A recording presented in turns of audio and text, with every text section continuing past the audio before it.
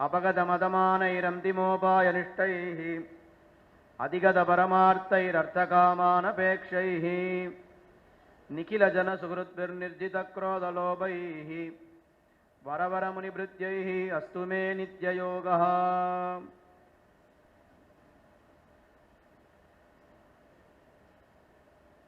நம்முடைய பாரத தேசத்தின் சனாதன தர்மத்திலே ஆணிவேராக விளங்குவது வேதங்கள். அந்த வேதங்களை எல்லோரும் தெரிந்து கொள்ள வேண்டும், அதில் இருக்கக்கூடிய அர்த்தங்களை எல்லாம் புரிந்து கொள்ள வேண்டும் என்னால் அது மிகவும் ஒரு கடினமான காரியம். எம்பெருமான் பார்த்தான், இந்த வேதங்களை எல்லாம் எளிமையாக ஆக்கி எல்லோரும் அந்த வேதத்தில் இருக்கக்கூடிய அர்த்தங்களை எல்லாம் தெரிந்து கொள்ள வேண்டும் என்பதற்காக ஆழ்வார்கள் என்று ஒரு 10-12 பேரை தேர்ந்தெடுத்து அவர்களுக்கு விசேஷமான கடாட்சத்தை பண்ணி மயர்வர மதிநலம்னு சொல்லுவார்கள். அவர்களுக்கு இந்த பக்தியை ஞானமும் பக்தியையும் கொடுத்து அவர்கள் மூலமாக திவ்ய பிரபந்தங்களை வெளிவரச் செய்து அந்த திவ்ய பிரபந்தங்களை கொண்டு இந்த லோகத்தவர்கள் உஜ்ஜீவிக்க வேண்டும் என்று திருவுள்ளம் பத்தினான். அந்த திவ்ய பிரபந்தங்களுக்கு வேத சாமியம் என்று சொல்லுகிறோம். வேதத்திற்கு சமமானது திராவிட வேதம், வேதம் தமிழ் செய்த மாறன் என்னெல்லாம் சொல்கிறோம். வேதத்திற்கு சமமானது திவ்ய பிரபந்தம்னு சொல்லலாம்.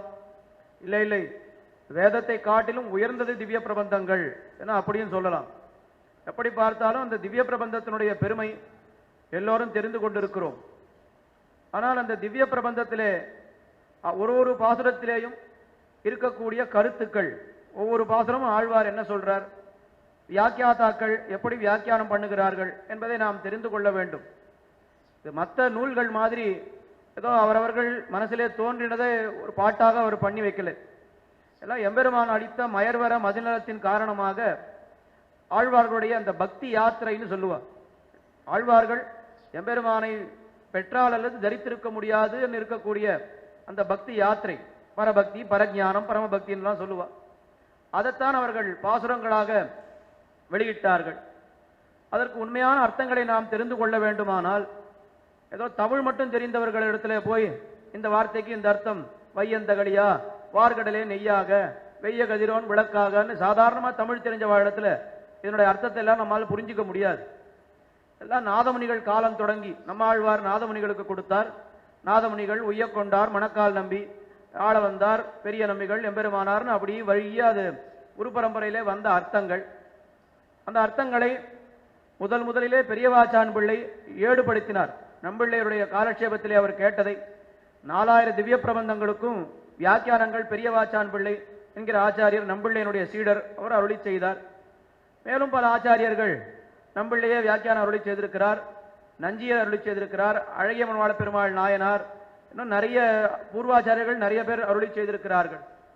அதற்கு மேலே நூற்றாண்டுகளுக்கு முன்னாடி வாழ்ந்த மகான்களும் பல பல வியாக்கியானங்கள் அருளி செய்துள்ளார்கள். குறிப்பாக சொல்லணும்னு சொன்னா காஞ்சி சுவாமி போன்ற மகான்கள் அவர்கள் 4000 திவ்ய பிரபந்தங்களுக்கும் திவ்யார்த்த தீபிகை போன்ற வியாக்கியானங்கள் பலர் அருளி செய்திருக்கிறார்கள்.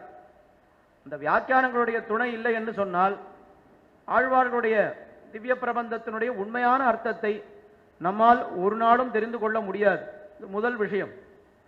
ஆனால் அந்த வியாக்கியானங்களை பார்த்தா மட்டும் நம்ம வியாக்கியானம் என்கிட்ட இருக்கு, 4000 புஸ்தகம் என்கிட்ட இருக்கு, வியாக்கியான புஸ்தகம் எங்க இடத்துல இருக்கிறது, அதை பார்த்து நான் அர்த்தம் தெரிந்து கொள்ள முடியுமான்னா இன்னைக்கு நமக்கு இருக்கக்கூடிய ஞானத்தினுடைய ஒரு ஸ்திதியை பார்த்தால் அதுவே நமக்கு கஷ்டமாக தான் இருக்கு.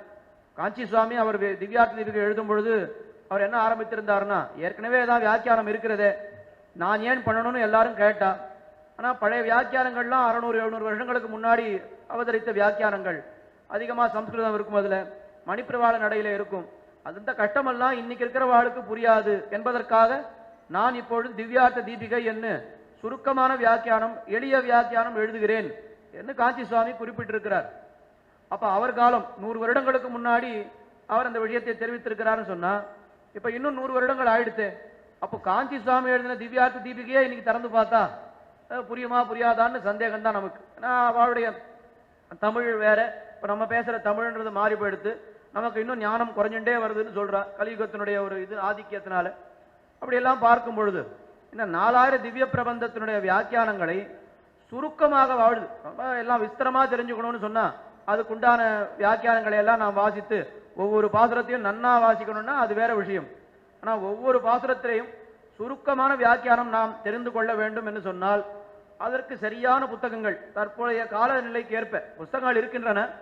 இன்றைய காலகட்டத்துக்கு ஏற்ப சரியான புத்தகங்கள் இருக்கின்றனவா என்னால் அது இல்லைன்னு சொல்லணும்.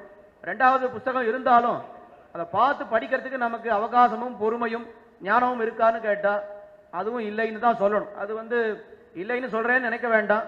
அது காலத்தினுடைய கோலம், வேற வழியில உண்மையை சொல்லித்தான் ஆகணும். அந்த ஒரு சமயத்திலே என்ன பண்ணா, நம்முடைய தூர்தர்ஷன் பொதிகை தொலைக்காட்சியில இந்த மாதிரி இந்த 4000 திவ்ய பிரபந்தமும் தொலைக்காட்சி வாயிலாக ஒரு பாசுரமும் ஒரு 5 நிமிஷத்துல சுருக்கமா சொல்ல முடியுமா என்ன ஒரு பெரிய சாகசமான ஒரு காரியம்னு சொல்லணும். நான் அன்னைக்கு நினைச்சு பார்க்கும் பொழுது அது ஆரம்பிக்கிற நாள் அன்னைக்கு 4000 பாசுரம் இருக்கு. ஒரு பாசுரத்துக்கு 5 நிமிஷம்னு வச்சா கூட எத்தனை 1000 நிமிடங்கள் ஆகும். அது எத்தனை நாள் அந்த ப்ரோக்ராம் போகணும், எத்தனை பேரை வச்சு இதை நடத்தணும், எத்தனை பேர் ரெக்கார்ட் பண்ணணும், எத்தனை பேர் எடிட் பண்ணணும், எத்தனை பேர் அதை இது பண்ணணும். இது எவ்வளவு பெரிய விஷயம் என்ன அன்னைக்கு நினைக்கும் பொழுது அது சாகசமான ஒரு காரியம். 2014ஆம் வருடம் அது ஆரம்பிக்கப்பட்டது. ஆனால் அந்த நாம் நினைத்தால் நாம் நினைத்ததை பகவான் நடத்தி வைப்பான். இதயச்ச வைதிகாக துவதீய கம்பீர மனோனுசாரிணா என்று ஆளவந்தார் சாதிக்கிறார். ஒரு அடியவர் என்ன நினைக்கிறாரோ அதை நடத்துவதுதான் எம்பெருமான். அதுக்காகத்தான் அவன் காத்து கொண்டிருக்கிறான் என ஆளவந்தார் முதலான ஆச்சாரியர்கள் சாதித்திருக்கிறார்கள். அப்படி பார்க்கும் பொழுது 2014ஆம் வருடம் ஆரம்பித்த இந்த நிகழ்ச்சி ஸ்ரீவே டாக்டர் எம்.ஏ. வெங்கடகிருஷ்ணன் சுவாமியால் இந்த முதல்ல திருப்பல்லாண்டு தொடங்கி இந்த வியாக்கியானங்கள் ஒரு நாளைக்கு 15 நிமிடம் அந்த ப்ரோக்ராம். அதில் ஒரு நாளைக்கு 2 அல்லது 3 பாசுரங்கள் 5 அவ்வளோதான், 5 நிமிஷம் தான் கிடைக்கும் நமக்கு. ஏன்னா முன்னாடி அந்த பைட்ஸ் போடுவா, நடுவில் இது வரும், எல்லாம் சேர்த்தா ஒரு 11-12 நிமிடம் தான் நமக்கு கிடைக்கும். அந்த 12 நிமிடங்களுக்குள்ளே ஒரு பாசுரம் அல்லது 2 பாசுரம், இல்லை ரொம்ப இதுவாக சுருக்கி சொன்னால் 3 பாசுரங்கள், அதுக்கு மேலே வந்த நிகழ்ச்சியே கிடையாது. 2-3 பாசுரங்கள் சொல்லி 14ஆம் வருடம் ஆரம்பித்து இன்னைக்கு 2022ஆம் வருடம் இந்த நாள்தோறும் 4000 என்கிற அந்த நிகழ்ச்சி நிறைவடைந்திருக்கிறது என்று சொன்னால் இது எப்படி ஒரு மனுஷனுடைய ஒரு எத்தனத்தால் இது நடக்குமானா நிச்சயமா நடக்காது. எல்லாம் எதிரில் இருக்கானே அவன் நடத்தி வைக்கக்கூடிய ஒன்றுதானே தவிர நம்முடைய ஒரு சிந்தையினாலேயோ நம்முடைய ஒரு ஒரு முயற்சியினாலேயோ நடக்கக்கூடிய விஷயமே இல்லை இது. அப்படி முதல்ல 1000 முடிஞ்சு, அதுக்கப்புறம் திருவாய்மொழி முடிஞ்சு, அதுக்கப்புறம் 1000 இயற்பா முடிஞ்சு, ராமானுச நூத்தந்தாதி, உபதேசரத்தின மாலை, இயல் சாத்து, வாழி திருநாமம் வரைக்கும் எல்லாம் முடிஞ்சதுன்னு சொன்னா ஸ்ரீசைலேசயாபாத்திரம்னு ஆரம்பிச்சு வாழி திருநாமம் மணவாள மாமுனியோ இன்னும் ஒரு 100 ஆண்டிலும் வரைக்கும் அந்த நிகழ்ச்சியிலே நடந்திருக்கிறது. என்னால் இது கேவலம் பகவானுடைய திருவுள்ளம் தானே தவிர நம்முடைய முயற்சி நாம பண்ணோம் நாம் கஷ்டப்பட்டோன்னு நினைக்கிறதுக்கு இதுல பிரசக்தியே இல்லை. அந்த நிகழ்ச்சியினுடைய ஒரு பூர்த்தி விழாவாக இன்றைய தினம் அந்த நிகழ்ச்சியை நடத்தினவர்களுக்கும் அதை நடத்த உறுதுணையாக இருந்தவர்களுக்கும் ஒரு நன்றி தெரிவித்தல் போன்ற ஒரு நிகழ்ச்சிக்காக இப்பொழுது நாம் ஒன்று கூடியிருக்கிறோம். நம்முடைய பாக்யவசத்தாலே ஜீயர் சுவாமி ஸ்ரீமத் பரமஹம்சேத்யாதி மதுரகவி வானமாமலை ராமானுஜ ஜீயர் சுவாமி இந்த திருவல்லிக்கேணி திவ்ய தேசத்திலே இந்த வருஷம் சாதுர்மாசி சங்கல்பத்தை மேற்கொண்டிருக்கிறார். இன்னும் நாளைக்கு செவ்வாய்க்கிழமை அன்னைக்கு அவருடைய விரதம் முடிகிறது, உத்தானம் மாறுது, கோயிலில் மங்களாசாசனம் அன்னைக்கு முடியாது. நாளைக்கு ஒரு நாள் தான் நமக்கு டைம் இருக்கு. நான் சுவாமி கொஞ்சம் ஃப்ரீயா இருக்காருன்னு சொன்னா நாளைக்கு ஒரு நாள் தான் டைமு. நான் அந்த ஒரு அவகாசத்துக்கு நடுவில் இந்த நிகழ்ச்சிக்கு நான் சுவாமி நிச்சயமா வரேன்னு அவர் தெரிவித்து முன்னால எல்லாம் கொஞ்சம் அந்த நிகழ்ச்சி முடியல, நிகழ்ச்சி முடிஞ்ச ஒரு 10-15 நாள் தான் ஆயிருக்கும். ஆனால் சுவாமி இந்த நிகழ்ச்சிக்கு வரேன்னு சுவாமி ஒத்துண்டு தன்னுடைய அந்த அத்தனை சிஷ்யர்கள் அங்கே எல்லாரும் காத்துட்டு இருக்கா. ஸ்ரீபாதீர்த்தம் ஆச்சு, இப்போதான் கோஷ்டி ஆச்சு, மேலே சாத்துமலை ததியாராதனைன்னு நித்தியம் அங்க பெரிய உற்சவமாக நடந்துட்டு இருக்கு 2 மாசமா. அந்த இதுக்கு நடுவில் சுவாமி எழுந்தருளி இந்த நிகழ்ச்சியை அவர் இங்கே முடிக்கிறார். இந்த நிறைவு விழாவை பூர்த்தி விழாவை சுவாமி நடத்தி வைக்கிறார் என்று சொன்னால் சுவாமிக்கு நாம் தலையெல்லால் கைமாலிலேனே என்று முதலிலே நன்றியை தெரிவித்து சுவாமியை வருக வருக என்று வரவேற்கிறோம். அதற்கு மேலே அடுத்தபடியாக இங்கே வந்திருக்கக்கூடிய சுவாமிகள் எல்லாரும் நமக்கு பரம ஆப்தர்கள். எல்லாரும் நேத்திக்கு எல்லாரும் இந்த ப்ரோக்ராமுக்கு இங்கே தான் வந்திருந்தா, மறுபடியும் இங்கே வரணும்னு சொன்னா கொஞ்சம் கஷ்டமா தான் இருக்கு, இவ்வளவு சுவாமிகளுக்கு சிரமம் கொடுக்குறோமேன்னு. இருந்தாலும் அவர்கள் எல்லோரும் சிரமத்தை பார்க்காமல் நாங்கள் வருகிறோம் என்று கேபி தேவராஜன் சுவாமி அவர் பெங்களூர்ல 10 நாள் இருக்கார், மெட்ராஸ்ல 10 நாள் இருக்கார். நித்தியம் அவருக்கு உபன்யாசம் இல்லாத நாளே கிடையாது, ஏதாவது ஒரு உபன்யாசம் பண்ணிட்டே இருக்கார். ஆனா இந்த நிகழ்ச்சியில நிச்சயமா நான் கலந்து கொள்கிறேன், எங்க இருந்தாலும் எப்படி இருந்தாலும் கலந்து கொள்கிறேன் அப்படின்னு சுவாமி வந்ததுக்கு அவரை வருக வருக என்று வரவேற்கிறேன். அதற்கு மேலே ஜெகத் பிரசித்தராக எழுந்தொழிருக்கும் ஸ்ரீ வேடுக்குடி கிருஷ்ணன் சுவாமி, அவர் பண்ணாத கைங்கரியமே கிடையாது. தொலைக்காட்சியிலாகட்டும், உபன்யாசங்களிலாகட்டும், இல்லை பாடசாலை கோயில்களில் பண்ணக்கூடிய கைங்கரியங்கள் எல்லாம் அவர் எவ்வளோ பிஸின்னு நான் சொல்ல வேண்டிய அவசியமே இல்லை, எல்லாருக்குமே தெரியும். நான் அந்த ஒரு பிஸி ஷெட்யூலில் அவர் இங்கே எழுந்தொழிருக்கிறார் என்பது நமக்கு பெரிய பாக்கியமாகும். அவரையும் வருக வருக என்று வரவேற்கிறேன். அதற்கு மேலே கோபால் சுவாமி அவர்கள், அவர் முன்னாள் chief election commissioner of India. அவர் இருந்தபொழுது தான் எலெக்ஷன்லாம் ஓரளவுக்கு இந்தியாவில் ஸ்ட்ரீம்லைன் ஆச்சுன்னே சொல்லணும். அவர் போட்ட நிறைய அந்த சீர்திருத்தங்கள் மாற்றங்கள், அதனால தான் அவர் நம்ம எந்த ஃபங்க்ஷன் பண்ணாலும் நான் கண்டிப்பாக வரேன், அதனால் என்ன நீங்கள் சொல்லிட்டா நான் வரேன் அப்படின்னு சொல்லிட்டு ரொம்ப நாளாக அவருக்கும் பழக்கம். அவருக்கு எத்தனை அலுவல்கள் இருக்கும் அத்தனை இதுக்கும் நடுவில் இங்கே ஒரு மணி காலம் அவர் வந்திருக்காருன்றது ரொம்ப பெரிய விஷயம். அவரை வருக வருக என்று வரவேற்கிறோம். அடுத்தபடியாக attorney general, former attorney general ஸ்ரீமானுவே கே பராசரன் அவர்கள், அவரும் வந்துட்டே இருக்கேன்னு சொன்னார். வேற ஏதோ ஒரு இதில் இருக்கேன் அப்படின்னு சொன்னார். முடிஞ்ச உடனே வந்துடுறேன். அவரை பற்றி எல்லாருக்கும் தெரியும், அயோத்தியா கேஸ் எல்லாம் ஜெயித்து கொடுத்தார். இன்னைக்கு அயோத்தியா கேஸ் தான் இப்போ அது விஷயமா தான் ஏதோ ஒரு மீட்டிங்கில் இருக்கேன், அது முடிஞ்ச உடனே வந்துடுறேன்னு சொன்னார். அவர் கொஞ்சம் தாமதமாக வரேன்னு சொல்லியிருக்கார். அவரையும் வருக வருக என்று வரவேற்கிறோம். அதுக்கு அடுத்தபடியாக பொதிகை தொலைக்காட்சியிலிருந்து அங்கே பணி செய்பவர்கள், இந்த கைங்கரியத்துக்கு இந்த நிகழ்ச்சிக்கு மிகவும் உறுதுணையாக இருந்த பலர் இங்கே வந்திருக்கிறார்கள். குறிப்பாக திரு டி சண்முகம் அவர்கள் டெபுட்டி டைரக்டர் தூர்தர்ஷன் கேந்திரா சென்னை, அவர் இங்கே வந்திருக்கிறார். ஆமாம், வாழ்க்கெல்லாம் ஞாயிற்றுக்கிழமை ஒரு நாள் தான் ரெஸ்ட், 6 நாள் வாழ்க்கெல்லாம் வேலை சரியா இருக்கும். ஆனால் இதிலே அந்த ஞாயிற்றுக்கிழமையும் இது பண்ணாமல், அதையும் பொருட்படுத்தாமல் இந்த நிகழ்ச்சியிலே வந்து கலந்து கொள்ள வேண்டும், சுவாமிகளிடத்திலேயும் பெரியவர்களிடத்திலேயும் ஆசீர்வாதத்தை பெற்றுக்கொள்ள வேண்டும் என்பதற்காக அவரும் வந்திருக்கார். இன்னும் அவருக்கு உறுதுணையா இருக்கக்கூடிய மற்றும் பல தூர்தர்ஷனுடைய எம்ப்ளாயிஸ் அவார்டும் வந்திருக்கா. எல்லோருக்கும் வருக வருக என்று, எல்லோரையும் வருக வருக என்று வரவேற்கிறோம். அதுக்கு மேலே இங்கே வந்திருக்கக்கூடிய மகனீயர்கள், பெரியவர்கள் எல்லோரும் வந்திருக்கிறார்கள். எல்லாம் ரொம்ப பெரியவர்கள், 80 வயசு 90 வயசு எல்லாரும் வந்திருக்கா. தங்களுடைய அந்த வயதையும் அசக்தியும் பொருட்படுத்தாமல் நிகழ்ச்சியிலே வந்து கலந்து கொள்ள வேண்டும் என்பதற்காக எல்லோரும் வந்திருக்கிறார்கள். நமக்கு இந்த நிகழ்ச்சியை வச்சுக்கிறதுக்கு சரியா டைமே கிடைக்கல. மத்தியானம் வச்சுக்கலாம்னா கோவிலில் 5 மணிக்கு புறப்பாடு இதெல்லாம் இருக்குது, சாயங்காலம் எல்லாம் இன்னைக்கு முடியாது. கார்த்தால கொஞ்சம் ஏர்லியாக வச்சா அதுவும் கஷ்டமாக இருக்கும். அது இந்த 11லேருந்து 12 மணிக்குள்ளே முடிச்சுடலான்னு சொல்லிட்டு இந்த டைமில் தான் வச்சுட்டு இருக்கோம். கோயிலே உற்சவம் நடந்துட்டு இருக்கு, ஹோமங்கள் நடந்துட்டு இருக்கு. அதை அப்படி பெருமாளை சேவிச்சுட்டு வரோம்னு நிறைய பேர் வந்துட்டு போனோம். நிறைய பேர் எல்லாரும் வந்துட்டு இருக்கா. வந்திருப்பவர்கள் எல்லோரையும் வருக வருக என்று வரவேற்கிறோம். குறிப்பாக இந்த நிகழ்ச்சி என்பது கைங்கரியம் அறக்கட்டளை, அதாவது கொஞ்ச நாளைக்கு முன்னாடி கைங்கரியம் அறக்கட்டளைன்னு ஒரு ட்ரஸ்ட் ஒன்று ஆரம்பிக்கப்பட்டது. திருக்கோயில்களிலேயும் பாடசாலைகளிலேயும் என்னென்ன கைங்கரியம் நம்மால பண்ண முடியுமோ அதற்கெல்லாம் கைங்கரியம் பண்ணணும்னு ஒரு அறக்கட்டளை இங்கே துவங்கப்பட்டிருக்கிறது. அந்த அறக்கட்டளையின் மூலமாகவும் அனுஜன் ஃபவுண்டேஷன் வந்திருக்கார். அனுஜன் ஃபவுண்டேஷன் வாசுதேவன் வந்திருக்கார். அவரும் முதல்ல ஆதி நாள்லேருந்து இந்த நிகழ்ச்சிக்கு நிறைய அவர் உதவிகள் பண்ணி கொண்டிருக்கிறார். அது எல்லாருக்கும் தெரியும். சிலது வெளியில சொல்ல முடியும், சிலது சொல்ல முடியாது. ஆனால் அவர் பண்ணியிருக்கிற உதவிகள் ஏராளம். அவரும் வந்திருக்கிறார். அவரையும் வருக வருக என்று வரவேற்கிறோம். எல்லோரையும் வருக வருக என்று வரவேற்று பொழுது நிகழ்ச்சிக்குள்ளே போகலாம். முதலிலே ஜீயர் சுவாமியினுடைய ஒரு மங்களாசாசனங்கள் முதலிலே, அது முடிச்ச பிற்பாடு சுவாமிகள் எல்லோரும் பேசுவார்கள். அதற்கு பிறகு பாராட்டு பெறுபவர்களுக்கு பாராட்டை கொடுத்துட்டு நிகழ்ச்சியை எவ்வளவு சுருக்கமாக முடிக்க முடியுமோ அவ்வளவு சுருக்கமாக முடிச்சுக்கிறோம்னு சொல்லி ஜீயர் சுவாமியினுடைய மங்களாசாசனம் இப்பொழுது. ஸ்ரீமதே ராமானுஜாய நமः. ஸ்ரீமத் வரவரமுனே நமः. ஸ்ரீ வானமகாத்ரிமுனிभ्यो நமः. ஸ்ரீசைலேஷ தயாபாத்திரம் தீபக்தி ராஜகுணார்ணவம் யதீந்திரப்ராணம் வந்தே ரமஜாமாதலம் முனே ரமஜாமாதுரி யோகீந்திரபாதரே காமயம் சதா ததாய தாத்துசத்தாரம் ராமானுஜமுனிம் பஜே. ஸ்ரீமத் சடாரி கலிஜித் யதிராஜ சௌமிய ஜாமாத்ரி வானகிரி யோகி பதாப்ஜ பக்தம் சுத்தியந்தைக்வசுகபோதன சம்பிரவீணம் ராமானுஜம் முனிவரம் குருமாஸ்ரயாமஹ. ஸ்ரீயை நமஹ. ஸ்ரீதராய நமஹ.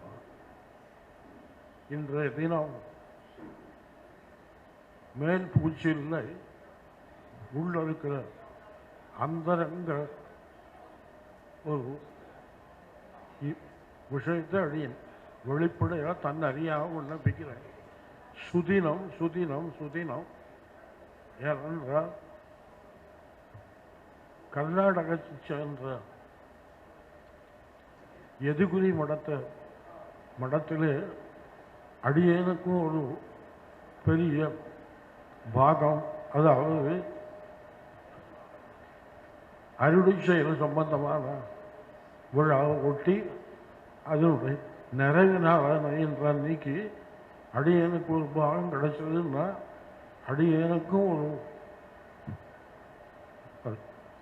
கிடைத்தற்கரிய பாக்கியவான் என்று அடியனுடைய மனமார்ந்த உள்ளம். ஏனென்றால் உலகத்தில் பலவிதமான மதங்கள் இருக்கும். அதில் வைஷ்ணவங்கிறது ஒரு சிறந்த மதம். விஷுன்னா வியாப்தி, எங்கும் வியாபிச்சுக்கிறது. சைவம்னா மங்களத்தை கொடுக்கக்கூடியது.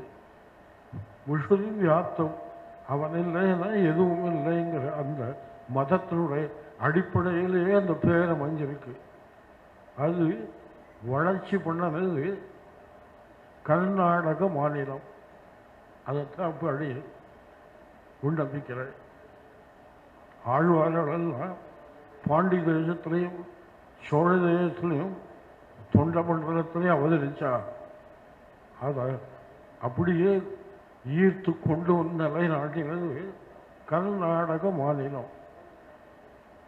ஏனென்றால் அந்த பேர்லேயே அமைஞ்சிருக்கு கர்நாடகம். கர்ணைகி அடதீதி கர்நாடகம். அடதின்னா தெரியறது, இங்கும் அங்கும் தெரியறது, காதாலேயே கேட்டு கேட்டு தெரியறது. ஆகாரத்திலே ஆட்டம், விவகாரத்திலே ஆட்டம். கர்நாடக மாநிலத்துக்கு ஈடு இந்த உலகத்தில் எங்கும் கிடையாது. அப்பேற்பட்ட இடத்துல நம் எதுகுரி இதர ஜீர்மடமும் அமைஞ்சிருக்கு. அதுவும் சுவாமி எம்பெருமானாருக்கு தமருவந்ததில் அமைஞ்ச திருநாராயணபுரத்தில் மூலமாக வச்ச மடம். அப்பேற்பட்ட இடம் அது. அதில் இன்னொரு சாதாரணமாக விண்ணப்பிக்கலாம். ராஜாங்க விஷயமாக எடுத்துட்டா கூட பெரிய பெரிய தலைவர்கள் எல்லாம் கர்நாடகத்தில் வந்திருக்கார். உதாரணம், ராஜாஜி எடுத்துட்டோம்னா சேலத்துக்காரன்னு சொல்கிறார். ஆனால் அவருடைய ஜென்மம் இடம் கர்நாடகம். அங்கிருந்து தான் சேலத்துக்கு வந்திருக்கார். அப்புறம் ஒரு சேலத்தை பிறந்ததாக கதை இருக்கலாம். பூர்வீகம் அவளுக்கு கர்நாடகம். அவர் இன்றி வரை உலகம் புகழ் உத்தமன பெயர் பெற்றவர். அதே மாதிரி பெரிய பெரிய ஸ்ரீபாஷ்ய அதிகாரிகள், பெரிய பெரிய சாஸ்திரஜாள், மைசூர் சமஸ்தானத்தில் கஸ்தூரி ரங்காச்சார் பெரிய யார் 1840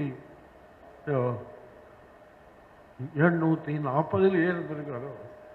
அப்போ ஏற்பட்ட கஸ்தூரி ரங்காச்சார் அவரோட வாதாடினவர் அடியனுடைய ஆச்சாரியன் 27வது சுவாமியினுடைய திருத்தாப்பனார். கர்நாடக மாநிலத்தில் மைசூர் சமஸ்தானத்தில் வாதாடி விருது பெற்றவர். எதுக்கு விண்ணப்பிக்கிற கர்நாடக மாநிலத்துக்கு அவ்வளோ பெரிய சிரேஷ் உண்டு. அப்பேற்பட்ட மாநிலத்திலிருந்து எதுகிரி திரிஜருடைய பிரான்ச் மட்டான இந்த திருவல்லிக்கேணி பாசாதி திருமுன்பு அடியனுக்கு ஒரு பங்கு கிடைச்சதுன்னா அந்த குடும்பத்தை தப்பி பிறந்திருக்கணும்னு ஆகும். சந்தேகமே வேண்டாம். நான் மட்டுமல்ல, இங்கே உள்ள எல்லோருக்குமே அதனுடைய சம்பந்தம் தப்பி கடைஞ்சிருக்கு. இதுக்கு மூல காரணம் எம்ஏ வெங்கடகிருஷ்ணன் சுவாமியினுடைய மூலம்தான் காரணம். அவரும் கர்நாடக மாநிலத்தை சேர்ந்தவர். கர்நாடக மாநிலத்திலிருந்து மண்டயம்னு ஒரு தாலுகாவா, மண்டயம்னு ஒரு தாலுகாவா அந்த இடத்திலிருந்து நம் வானவர் க்ஷேத்திரத்தில் பரம்பரையாகவே வாழ்ந்து வந்தார். இப்போ ஒருத்தரும் இல்லை, இங்கே காலம் மாறிடுது. ஆண்டாளம்மாள், எச்சம்மாள், இப்படி பல இவாள்லாம் வந்து வானவரையிலேயே இருந்து நித்திய காலட்சேபம் கட்டு அங்கேயே பரமத்துக்கு போய் அங்கேயே திருப்படி சேர்ந்தவள். அப்பேற்பட்ட ஒரு இது சம்பந்தம் அடியனும் கிடைச்சிருக்கு. இங்கே உள்ளவருக்கு எல்லோருக்கும் அதே ஸ்ரேயஸ் நீண்ட நாள் எழுந்தொழி இருந்து அதே ஸ்ரேயஸ் எல்லோருக்கும் கிடைக்கணும்னு அடியின் தேவராய பெருமாள் திருவடி வாரத்திலையும் பாஸ்காரி திருவடி வாரங்கள்லையும் அரங்கநாதன் மணவாளமான பொன்னடிக்காலியர் திருவடி வாரங்களையும் அநேகோடைய மங்களாசாசனம் பண்ணுகிறார். சுபம். அபகத மதமானைரந்திமோபாயனிஷ்டைः அதிகத பரமார்த்தைரர்த்த காமானபேக்ஷைः நிகிலஜன சுஹுர்பிர்நிர்ஜித க்ரோதலோபைः வரவர முனிபிருத்யைரஸ்து மே நித்யயோகः. ஸ்ரீமத் வேதமார்க்க பிரதிஷ்டாபனாச்சாரியோ வேதாந்தாச்சாரியராய் ஸ்ரீமத் பரமஹம்ச பரிவிராஜகாச்சாரியராய் எழுந்தருளியிருக்கும் வானமாமலை சுவாமியினுடைய திருவடித்தாமரைகளிலேயும் மற்றும் மேடையிலே வீற்றிருக்கும்படியான மகனீயர்களுடைய திருவடித்தாமரைகளிலேயும் கோஷ்டியாருடைய திருவடித்தாமரைகளிலேயும் பிரணாமத்தை தெரிவித்துக் கொண்டு வாழ்த்துறை என்னும்படியான கிரமத்திலே சில மங்கள வச்சனங்களாக விண்ணப்பம் பண்ணலாம்னு நினைக்கிறேன். இந்த நிகழ்ச்சியானது 8 வருஷ காலம் நடந்த நிகழ்ச்சியினுடைய ஒரு பூர்த்தியாக அமைந்திருக்கிறது. இந்த 4000 திவ்ய பிரபந்தம் என்பது அருளிச்செயல்னு கொண்டாடப்பட்டிருக்கிறது. இந்த அருளிச்செயலாவது பகவத் கல்யாண குணங்களிலே ஈடுபட்டு ஆழ்வார்களுடைய திருவாக்கிலிருந்து தாமாக வெளிவந்த பாசுரங்கள் குணானுபவ பரிவாகமாக அமைந்திருக்கக்கூடியவை. குணபரிவாகம்னு சொன்னால் அது அவதாரம், குணானுபவ பரிவாகம்னு சொன்னால் அது ஆழ்வார்களுடைய பாசுரங்கள். இப்ப எல்லாரும் பார்க்கலாம், எத்தனையோ பக்தர்கள் பாசுரங்கள் பாடியிருக்கிறார்கள், பாடல்கள் எல்லாம் பாடியிருக்கிறார்கள். சங்கீதத்தில் எத்தனையோ வாக்கியக்காரர்கள் அற்புதமாக பாக்களை எல்லாம் பாடியிருக்கிறார்கள். அதே மாதிரி அவரவர்களுடைய மதத்தைச் சேர்ந்தவர்கள் அவரவர்களுடைய தெய்வத்தை புகழ்ந்து எத்தனையோ பாசுரங்களை பாடியிருக்கிறார்கள். அதுல ஆழ்வார்களுடைய பாசுரத்துக்கு என்ன ஏத்தம், அது என்ன வித்தியாசம், அது மாதிரி இது ஒண்ணுதானேன்னா அப்படி நம்முடைய ஆச்சாரியர்கள் கொள்ளவில்லை. காரணம் என்னவென்னால் அவரவர்கள் தாங்கள் இப்ப ராமாவதார சரித்திரத்தை ஒரு கவி சொன்னாரேயானால் ராமாவதாரத்தை விட்டுட்டு தனியான் என்று சொல்லுவார். கிருஷ்ண சரித்திரம் ஒரு கவி சொன்னாரேயானால் கிருஷ்ணாவதாரத்தை விட்டுட்டு தனியான் என்று சொல்லுவார். அந்த அவதாரம் வேற தான் வேற. ஆக அப்படி சொல்லி இருக்கக்கூடிய விஷயம், அந்த அவதார நிகழ்ச்சி வேற தான் வேறன்னு சொல்லுவார். ஆனால் ஆழ்வார்கள் எப்படின்னா அவர்களிலேயே தாங்கள் ஒருத்தராக அமைந்திருந்தார்கள். ஒரே ஒரு திருஷ்டாந்தம் சொல்றேன். குன்னமெடுத்த பிரான் அடியாருடும் ஒன்னி நின்ன சடகோபன். குன்னமெடுத்த பிரான் கண்ணனம்பெருமான், கோவர்தனோத்தாரி, அவனுடைய அடியவர்கள் ஸ்ரீ வைஷ்ணவர்கள், அவளோட ஒன்றி நின்ற சடகோபன். இப்படி அர்த்தம் சொல்லலாம். அப்படி அல்ல, குன்னமெடுத்த பிரான் கண்ணனம்பெருமான், அவனுடைய அடியவர்கள்னா அந்த மலைக்கு கீழே இருந்தார்களே கோபர்களும் கோபியர்களும், அவளோட கூட ஆழ்வார் இருந்திருந்தார். அப்ப என்ன அர்த்தம் காட்டப்படுகிறதுனா தாமும் அவர்களிலே ஒருத்தராக இருந்து அந்த அனுபவம் தனிப்பட்ட அனுபவம். மற்றையோர்கள் எல்லாம் கதை சொல்ல வந்தவர்கள், ஆனால் ஆழ்வார் தம் அனுபவத்தை சொல்ல வந்தார். இதுதான் வித்தியாசம். ஆழ்வாருடைய அதனாலதான் எங்க பார்த்தாலும் மானசானுபவம், மானசானுபவத்துக்கு வந்த கலக்கம் அப்படின்னு சொல்லப்படுறது. இப்படிதான் ஆழ்வார்களுடைய பாசுரங்கள் அமைந்திருக்கின்றன. அப்போ பக்தியை சொல்லக்கூடிய பாசுரங்கள், ஒரு வழிபாட்டை சொல்லக்கூடிய பாசுரங்கள் அப்படின்னா அதனால ஒரு அனுபவம் தானே. அப்படின்னா இது மோட்சதாயகமாக அமைந்திருக்கிறது. காரணம் என்னன்னா சாஸ்திரம் காட்டுகிறது தத்துவஞானாத்து மோட்சலாபா, தத்துவஞானத்தினாலேயே மோட்சம் உண்டு, அஜ்ஞானாத் சம்சாரஹான்னு காட்டப்பட்டிருக்கிறது. அப்போ உண்மையறிவை புகட்டுவதிலே வேதாந்தார்த்தங்கள் அத்தனையும் தனக்குள்ளே பொதிய வைத்துக் கொண்டிருக்கக்கூடிய விஷயம். அப்போ அத்தனை வேதாந்தார்த்தங்களையும் உள்ளடக்கி பகவத் அனுபவத்தையும் கொடுக்கக்கூடியவை இந்த பாசுரங்கள். அதனால்தான் நம்பிள்ளைய பத்தி வர்ணிக்கிற போது பெரியவாச்சான் பிள்ளை காட்டக்கூடிய அற்புதமான திருவாக்கு முற்பட துவயத்தை கேட்டு பரபட்ச பிரதிக்ஷேபத்துக்கு உடலாக நியாய மீமாம்சகளை அதிகரித்து போதுபோக்குவதும் அருளிச் செயலிலேயாம் நம்பிள்ளையைப் போலே பெரியவாச்சான் பிள்ளை காட்டுகிறார். ஓது வாய்மையும் ஓனிய பிறப்பும் உனக்கு முன் தந்த அந்தணன் ஒருவன் அத்விதீயமாய் அமைந்திருக்கக்கூடிய சாந்தீபனன் என்கிற ஆச்சாரியன் என்கிற போது எங்க ஆச்சாரியன் எப்படிப்பட்டவர் தெரியுமா? என்ன பெரியவாச்சான் பிள்ளை நம்பிள்ளையை காட்டுகிறார். எப்படிப்பட்டவர்னா முற்பட துவயத்தை கேட்டு ஆத்மோஜீவனத்துக்குடலான உபாய உபேய அம்சங்களை காட்டக்கூடிய துவயமந்திரத்தை அதிகரித்து அதற்கடுத்தபடியாக இந்த சம்பிரதாயத்துக்கு புறம்பாயிருக்கக்கூடிய விஷயங்களை ஆறார் சொல்ல வராளோ அவளெல்லாம் மறுக்கணுமோ இல்லையோ. அதனால பரபட்ச பிரதிக்ஷேபத்துக்கு உடலாக நியாய மீமாம்சாதிகளான சாமானிய சாஸ்திரங்களை அதிகரித்து போது போக்குவதும் அருளிச் செயலிலேயாம் நம்பிள்ளையை போலே.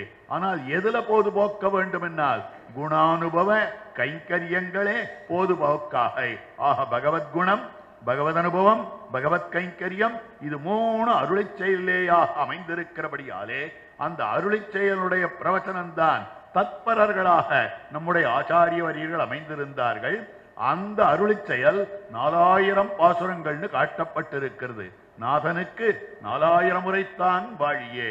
நம்மாழ்வாரிடமிருந்து நாதமுனிகள் தாம் தேடி பெற்றதாய் அமைந்திருக்கக்கூடிய அற்புதமான திவ்ய கிரந்தம் தான் இந்த 4000 திவ்ய பிரபந்தம் காட்டப்படுகிறது. இப்படிப்பட்ட திவ்ய பிரபந்தத்தினுடைய அர்த்த விசேஷங்களை நம்முடைய ஆச்சாரியர்கள் அபாரமாக வருஷித்து காட்டியிருக்கிறார்கள். ஒரு திருவாய்மொழிக்கோ ஒரு பதிகத்துக்கோ அவதாரிகையே பக்கம் பக்கமாக போகும். திருநெடுந்தாண்டகத்துல மைவண்ணன் அருங்குஞ்சின்னு பாசுரம். அந்த பாசுரத்தினுடைய அர்த்தம் 21 பக்கங்கள் அச்சடிச்ச பக்கத்திலேயே அமைந்திருக்கிறது. அகலகில்லேன் இறைமென்னு பாசுரம், அதுக்கு பல பக்கங்கள் வியாக்கியானம். இத்தனை வியாக்கியானங்கள்ல அத்தனையும் பூர்ணமாக அதிகரித்திருக்கக்கூடியவர் நம் சுவாமி ஸ்ரீமத் வேத மார்க்க பிரதிஷ்டாபனாச்சாரிய வேதாந்தாச்சாரியரான டாக்டர் M.A. வெங்கடகிருஷ்ணன் சுவாமி. உயர்ந்த ஆச்சாரிய வரிகளிடத்திலே வரியடவே ஓரட்சரமும் விடாமல் கேட்டு அவற்றை ஆராய்ச்சி முறையிலேயும் பார்த்து பற்பல ஸ்ரீகோஷங்களையும் பதிப்பித்து ஒரு பத்திரிகையும் நடத்தி கொண்டு வரும்படியான காஞ்சிபுரம் சுவாமியாலே விசேஷமாக அபிமானிக்கப்பட்டு மேதாவி மணி என்று தெரிவிக்கும்படியான விஷயத்திலே அமைந்திருக்கிற மகாவித்வானாக எழுந்தருளி இருக்கக்கூடியவர். இவர் பண்ணும்படியான விஷயம் அருளிச்செயலுடைய அர்த்தம் புரிந்தவர். அந்த அருளிச்செயலுக்கு அர்த்தமாய் இருக்கக்கூடிய கைங்கரியம் இருக்கிறதே அதையும் விடாமல் பண்ணி கொண்டிருக்கக்கூடிய சுவாமி. இப்படிப்பட்ட சுவாமியினுடைய திருவாக்காலே ஒவ்வொரு நாளும் கால வேளையிலே பொதிகை டிவியில எல்லாரும் கேட்டு ரசித்ததாய் அமைந்திருக்கிறது. இதுல பக்கம் பக்கமா இவ்வளவு வியாக்கியானம் பண்ணி இருந்தாலும் கூட அதை எல்லாருக்கும் புள்ளு பிள்ளைக்கிறதேடும் உள்ளம்பூதம் குடிதானே புள்ளு பிள்ளை கிரைதேடும்னு அற்புதமான திருவாக்கு அமைந்திருக்கிறது. பெரிய திருமொழியில பள்ளச்செருவில் கயலுகளா பழனக்கழனி அதனுள் போய் புள்ளு பிள்ளை கிரைதேடும் உள்ளம்பூதம் குடிதானே. ஒரு பெரிய வயல்ல அற்புதமாக கயல் மீன்கள் எல்லாம் உகழ்ந்து கொண்டிருக்கின்றன. அப்பொழுது ஒரு பட்சி, ஒரு கொக்கானது அங்க இறை தேடுறதா தன்னுடைய குட்டிக்காக. அங்க கேள்வி கேட்டா எத்தனையோ மீன்கள் இருக்குன்னு சொல்லச்சு இறை தேடும்னு ஏன் தேடணும் அப்படின்னா இருக்கிற மீனெல்லாம் தூணும் துலாமும் போலே இருக்கின்றன. தன்னுடைய குஞ்சிற்கு தன்னுடைய குட்டிக்கு அதனுடைய தொண்டைக்குள்ள போகத்தக்கதான சின்ன மீன் இருக்கா அப்படின்னு தேடுகிறது. அதே மாதிரியாக கேட்பவர்கள் சாதாரண பேச்சாளர்கள் எப்படி இருக்கணும்னா ஆடியன்ஸுடைய பல்ஸ் தெரிஞ்சு பேசணும்னு வா. எனக்கு தெரியும்ன்றதுக்காக இதை வேண்டாலும் சொல்லிவிடலாமான்னா அதை ஒப்புக்கொள்ளவில்லை. அவர்களுக்கு அந்த விஷயத்தை எவ்வளவு எளிமையாக புரிய வைக்க வேண்டுமோ அத்தனை எளிமையாக. அப்போ எளிமையாக புரிய வைக்கிறேன்றதுக்காக விஷயத்தை காம்ப்ரமைஸ் பண்ணிட கூடாது. சுவாமியுடைய இந்த 8 வருஷ உபன்யாசங்கள்ல பல உபன்யாசங்கள் அடியேன் கேட்கும்படியான பாக்கியத்தை பெற்றேன். அதுல ஓரிடத்துலயும் அர்த்தத்துல எந்த விதமான மாறுபாடும் கிடையாது, அனுபவத்துல குறைவும் கிடையாது. முக்கியமான அர்த்தம், சாரமான அர்த்தம் தந்த பாசுரத்துக்கு என்னென்ன உண்டோ அது அத்தனையும் தெரிவித்த விலட்சணமாக காட்டியிருக்கக்கூடிய விஷயம். இது பெரிய சாதனை. ஏனென்று கேட்டால் சாதாரணமாக வைதிக விருத்தியிலே இருக்கக்கூடியவர்களுக்கு தொடர்ச்சியாக 8 வருஷ காலம் ஒரு ஆபீஸ் லைக்கா இருந்து கொண்டு ஒரு நிகழ்ச்சியை நடத்தி கொடுக்கிறதுன்றது ரொம்ப கஷ்டம். ஏன்னா அபிஷியல்ஸுக்கும் வைதிகாளுக்கும் டைம் சிங்க்ரனைஸ் ஆகுதுன்றது ரொம்ப கஷ்டமான விஷயம். அப்படி இருக்கிற போது எத்தனை விதங்கள்ல எத்தனை விதமான ஒரு அற்புதமான ஒரு எண்ணத்தோட சுவாமி சமுதாயத்தில் இருக்கக்கூடிய ஜனங்களுக்கு இந்த அர்த்தமெல்லாம் தெரியணும்ன்றதுக்காக அற்புதமாக காட்டி கொடுத்திருக்கக்கூடிய விலட்சணமான புரோகிராம் தான் ஒவ்வொரு நாளும் பொதுகை டிவியில அனைத்து நேயர்களும் கேட்டுக்கொண்டிருந்ததாய் அமைந்திருக்கக்கூடிய அற்புதமான விஷயம். இவ்வளவு விலட்சணமான இந்த அர்த்த விசேஷத்தை காட்டினவர். மேலும் ஆச்சாரியாருடைய ஸ்ரீசூக்திகள்லாம் அமைந்திருக்கின்றன, பிள்ளை பெருமாளையங்கார் முதலாளருடைய ஸ்ரீசூக்திகள்லாம் அமைந்திருக்கின்றன. அவையும் சுவாமியினுடைய திருவாக்காலேயே அத்தனை நேயர்களுக்கும் கிடைக்கும்படியாக பார்த்தசாரதி எம்பெருமான் என்ன, ருக்மிணி பிராட்டியார் என்ன, மன்னாதன் என்ன, வேதவல்லி தாயார் என்ன, இவர்கள் எல்லோரும் அனுகிரகிக்க வேண்டும். சுவாமி பல்லாண்டு பல்லாண்டாக எழுந்தருளியிருந்து இந்த உலகத்துக்கு பற்பல அர்த்த விசேஷங்களையும் சாதித்துக் கொண்டிருக்க வேண்டும்.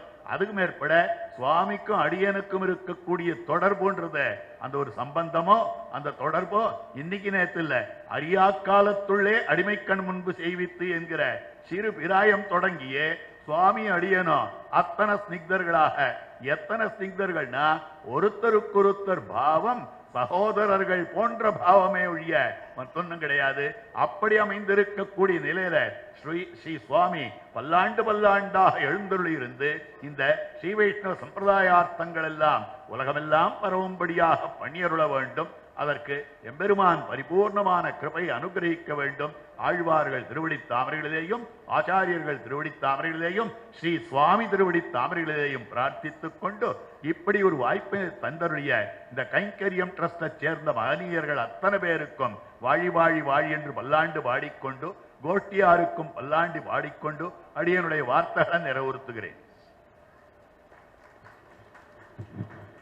அடியனுடைய உடன் பிறவாத தமையனார் ஸ்தானத்திலே ஸ்ரீ கே.பி. தேவராஜன் சுவாமி இருந்து வருகிறார். பல ஆண்டுகளாக அப்படித்தான் பழகி வருகிறோம். அந்த சுவாமியினுடைய வாழ்த்துக்களுக்கு அடியன் கிருத்தஜதையை தெரிவித்துக் கொள்கிறேன். அடுத்தபடியாக ஸ்ரீ வேலுக்குடி கிருஷ்ணன் சுவாமியை 2 வார்த்தைகள் மங்களாசாசனம் செய்ய வேண்டும் என்று பிரார்த்தித்துக் கொள்கிறேன். அப்படிப்பட்ட மகான்களுடைய வாக்குகளிலே சிந்தினது, அதில் என்னுடைய புத்தியிலே தங்கினது. இதுதான் நாங்கள் தொலைக்காட்சியில் வந்திருக்கணுமே தவிர என்னுடைய வார்த்தைகள் எதுவுமே இல்லை.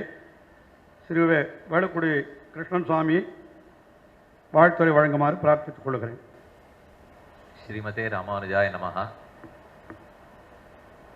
ஸ்ரீமத் வேதக மார்க்க பிரதிஷ்டாபனாச்சாரியராய் பரமஹம்ச பரிவ்ராஜகாச்சாரியராய் எழுந்துருளி இருக்கும் வானமாமலை ஜீயர் சுவாமி திருவடிகளில் பிரணாமங்களை விண்ணப்பம் செய்து கொள்கிறேன். தினந்தோறும் 4000 ஸ்ரீ வெங்கடகிருஷ்ணன் சுவாமி 2014ஆம் ஆண்டு முதல் 8 ஆண்டுகள் தொடர்ந்து காலையில் தூர்தர்சனத்தில் ஒரு நாளைக்கு 2-3 பாசுரங்களாக சொல்லி இப்போது அது பூர்த்தி ஆகிறது. இது 2022ஆம் ஆண்டு. இது ஒரு பெரிய நிகழ்ச்சி. ஆனால் ஒவ்வொரு ஸ்ரீ வைஷ்ணவனுக்கும் இது ஒரு கடமை. கண்டுகொண்டென்னை காரிமாற பிரான் பண்டை வல்வினை பாத்தி அருளினான் எண்டிசையும் அரிய ஐயம்புகேன் ஒண்டமிழ் சடகோபனருளையேன்னு முதல்வியாழ்வார் பாசுரம். சடகோபனுடைய அருளை, நம்மாழ்வாருடைய அருளை 8 திக்கிலும் பரவச் செய்கிறேன் அவர் பிரதிஜை எடுத்துக் கொள்கிறார். சடகோபனுடைய அருள்ங்கிறது யாது? மதுரகவியாழ்வாரை பொறுத்த வரைக்கும் அன்னையாய் அத்தனாய் என்னை ஆண்டிடும் தன்மையான் என்று அவரை நேரே சிஷ்யராக ஏற்றுக்கொண்டு அர்த்தங்களையெல்லாம் அனுகிரகித்தது, பாசுரங்களையே அவர் முன்னே பாடியது, இவை சடகோபன் அருள். ஆனால் அந்த அருள் அவருக்கு நேரடியாக கிடைத்தது. அப்புறம் நம்மாழ்வார் ஸ்ரீ வைகுண்டத்தை அடைந்து விட்டார். நாமும் அவருக்கு பிற்பட்ட காலத்தில் இருக்கிறோம். நமக்கு சடகோபன் அருள் எப்படி கிடைக்கும்? அவர் சமகாலத்தில் எழுந்துருளி இருந்தபடியால் அவருக்கு நேரே கிடைத்து விட்டது. ஆனால் நாம் அந்த காலத்தில் இல்லை. அது ஆழ்வாருடைய பாசுரங்கள் மூலமாகத்தான் கிடைக்கும். அவருடைய உபதேசங்களைத்தான் நாம் இன்றும் கொண்டு வாழ்க்கையை அமைத்துக் கொள்ள வேண்டும். அருள்மாரி இன்பமாரின்னு 2 பேருக்கு திருநாமம். சுவாமி நம்மாழ்வார் இன்பமாரியாகவும், ஆலிநாடன் அருள்மாரி அரட்டமுக்கி என்று திருமங்கையாழ்வார் அருள்மாரியாகவும் கொண்டாடப்படுகிறார். மாரிங்கிறது மழை. மழை அந்த காலத்திலும் பெய்யும். மழை பெய்யும் போதே அவரவர் வீட்டில் பாத்திரங்களில் சேமித்து வைத்துக் கொள்ள முடியாது. மழை பெய்தால் குளத்திலோ குட்டையிலோ நதியிலோ தண்ணீர் ஓட வேண்டும். அது நம் வீட்டு கிணற்றில் தேங்கினால் எங்கும் எடுத்துக்கொள்ளலாம், எப்போதும் அனுபவிக்கலாம். அதுபோல இன்பமாரியோ அருள்மாரியோ அவர்கள் இருக்கும் காலத்தில் பெய்தனர், 4000 பாசுரங்களையும் அருளினர். ஆனால் அது இன்றளவுக்கு நம்மிடத்திலே வந்து சேர்ந்தாக வேண்டும். அதை கொண்டு வந்து கொடுத்த குளத்தை போலே கிணற்ற போலே அதை தேக்கி வைத்து நமக்கு ஏற்றா போல கொடுத்ததுனால் ஆச்சாரியர்கள் அருளி செய்த வியாக்கியானங்கள்.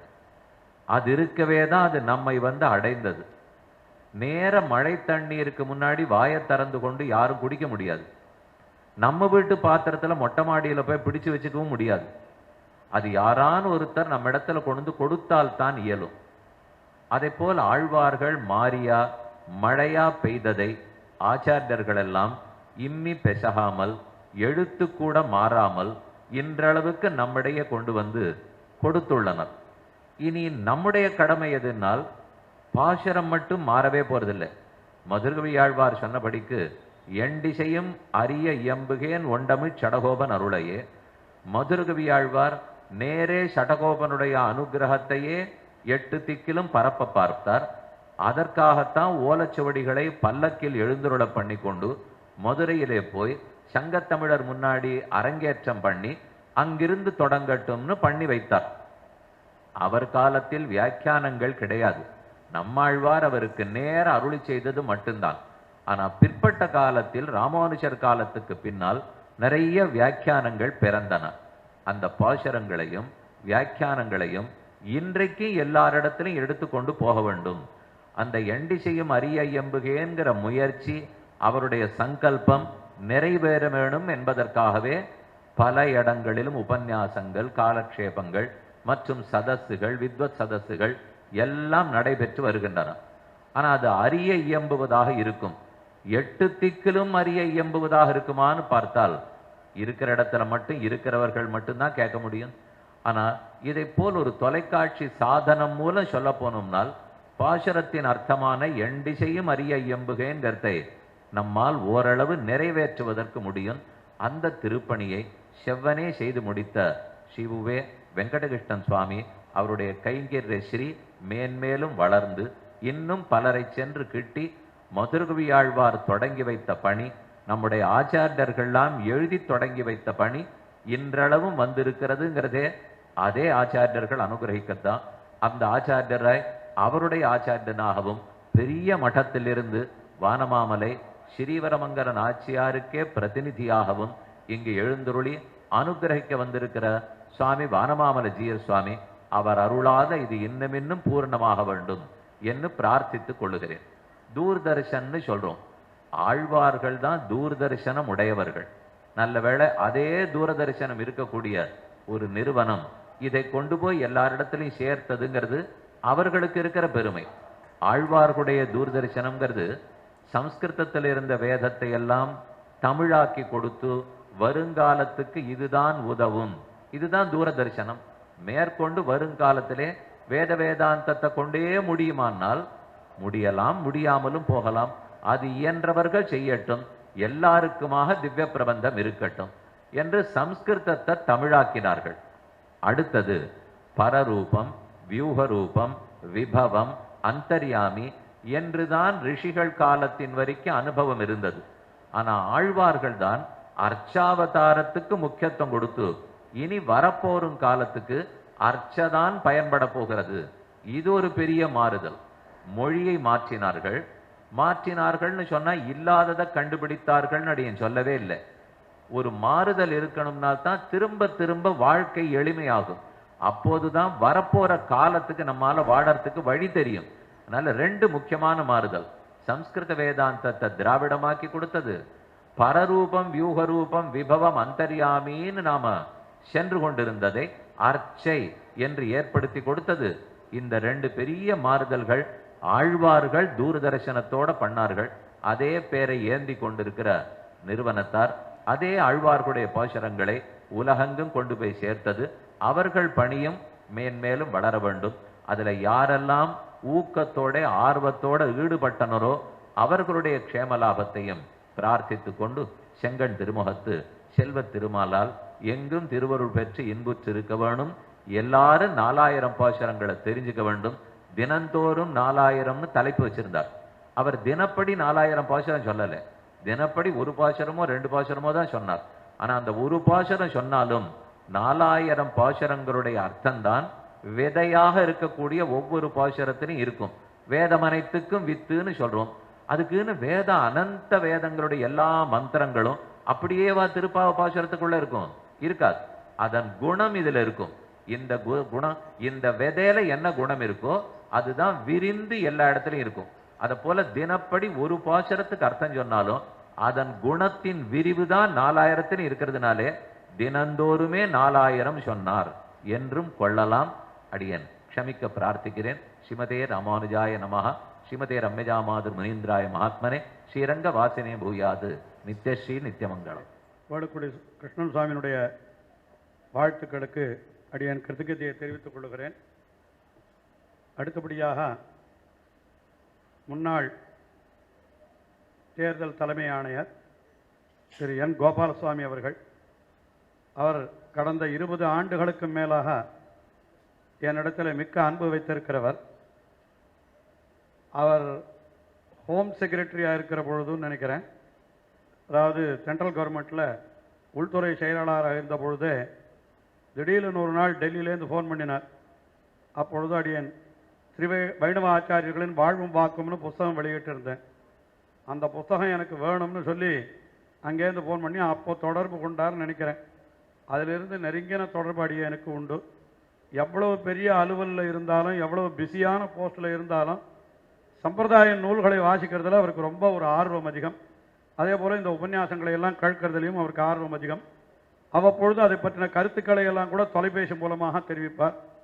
இவ்வளவு பெரிய பதவியில் இருந்தால் கூட அவர் துளி கூட அந்த பதவிக்கு உண்டான ஒரு கர்வமோ அந்த இதுவோ டவுன் டு த எர்த்ன்றதை உண்மையாக அடியேன் பார்த்தது ஸ்ரீ கோபாலசுவாமி அவர்களிடத்துல தான். இந்த நிகழ்ச்சியை கூட நிறைய தொடர்ந்து பார்த்திருக்கிறார். அதை பற்றின சில கருத்துக்களையும் கூட அவர் அடியான் இடத்துல பகிர்ந்து கொண்டிருக்கிறார்.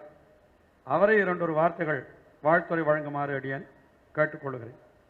ஜிஎஸ் சுவாமிகளின் பாதங்களில் அடிபணிந்து 2 வார்த்தை சொல்ல முற்படுகிறேன். தமிழில் ஒரு பழமொழி உண்டு. அதில் ஒரு பாகம் வான மயிலாட கண்டிருந்த வான்கோழின்னு. இங்கே மயிலெல்லாம் இருக்கிறது. இந்த வான்கோழியும் 2 வார்த்தை சொல்கிறதுக்கு முற்படுறேன். எதுவும் தவறு இருந்தால் க்ஷமிக்கணும். மாறன் தமிழ் செய்த வேதம் அப்படின்னு எல்லாருக்கும் தெரிஞ்ச விஷயம்தான். ஆனால் அந்த மாறன் செய்த தமிழை இந்த காலத்து தமிழில் சொல்லணும்னா அதுக்குன்னு தனி, ஏன்னா அந்த காலத்து தமிழ் இந்த காலத்து தமிழும் ரொம்ப வித்தியாசம் உண்டு. அந்த தமிழை இந்த தமிழை ஆக்கி 4 பேருக்கு அதை நல்லபடியாக உபதேசிக்கக்கூடிய பெரிய மகான்கள் வாழற சமயம் இது. திரு தேவராஜன் சுவாமியாக இருக்கட்டும், வெங்கடகிருஷ்ணன் சுவாமியாக இருக்கட்டும், கிருஷ்ணன் சுவாமியாக இருக்கட்டும், அவெல்லாம் செய்கிற தொண்டு அத்தியுதமானது. ஆனால் அதுக்கு ஒரு உறுதுணை வேணும். அவர் கிருஷ்ணசுவாமி சொன்ன மாதிரி நிறைய பேரை அதை ரீச் பண்ணணும். அப்படின்னா அதுக்கு ஒரு உபகரணம் வேணும். தொலைக்காட்சியெல்லாம் தொல்லைக்காட்சியாக எப்போவோ ஆன சமயத்தில் தொலைநோக்கு உள்ள காட்சியாக இந்த புதிகை தொலைக்காட்சி இந்த வேலையை ரொம்ப அற்புதமாக செஞ்சுட்டுருக்கா. ஒரு நாட்டினுடைய அதனுடைய கல்ச்சராகவும் சரி, அதனுடைய உள்ளுக்குள்ளே இருக்கிற விஷயங்களாகவும் சரி, அது 4 பேருக்கு தெரியப்படுத்தணுமா, இந்த காலகட்டத்தில் 4 பேருக்கு தெரியப்படுத்துறது இது மாதிரி ஒரு சாதனம் வேற கிடைக்காது. நிறைய மற்ற தொலைக்காட்சிகளோட போட்டி போட வேண்டிய நிர்பந்தம் ஏற்பட்டாலும் இந்த மாதிரி காரியங்களுக்கு தனியாக சமயம் ஒதுக்கிறது 2 சேனல் தான். ஒன்று டிடிடி, ஒன்று புதிய தொலைக்காட்சி.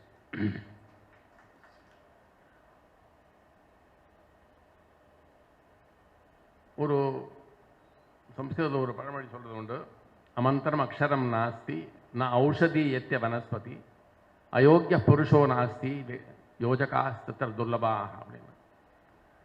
எந்த அக்ஷரத்துலையும் ஒரு மந்திரம் ஒழிஞ்சுன்னு இருக்கு, அதை கண்டுபிடிக்கக்கூடிய திறமை வேணும். எந்த செடி கொடியிலையும் ஒரு ஔஷதி, ஒரு மருந்து இருக்கு, அதையும் அது இருக்கு. அது அதே மாதிரி உபயோகம் இல்லாத ஒரு மனுஷன் இல்லை. ஆனால் என்ன வேணும்னா அந்த அக்ஷரத்துலேருந்து மந்திரத்தை எடுத்து கொடுக்கக்கூடியவன், அந்த செடி கொடியிலேருந்து ஒரு மருந்து எடுத்து கொடுக்கக்கூடியவன், அந்த மனுஷனை சரியாக வேலை வாங்கக்கூடியவன் அப்படின்னு யோஜகா தத்துல்லபான்னு அதை ஏற்படுத்தக்கூடிய மேனேஜ்மெண்ட் எக்ஸ்பர்ட்ஸ் வேணும். அந்த மேனேஜ்மெண்ட் எக்ஸ்பர்டீஸ் புதிய தொலைக்காட்சி அவள்கிட்ட இருக்கு.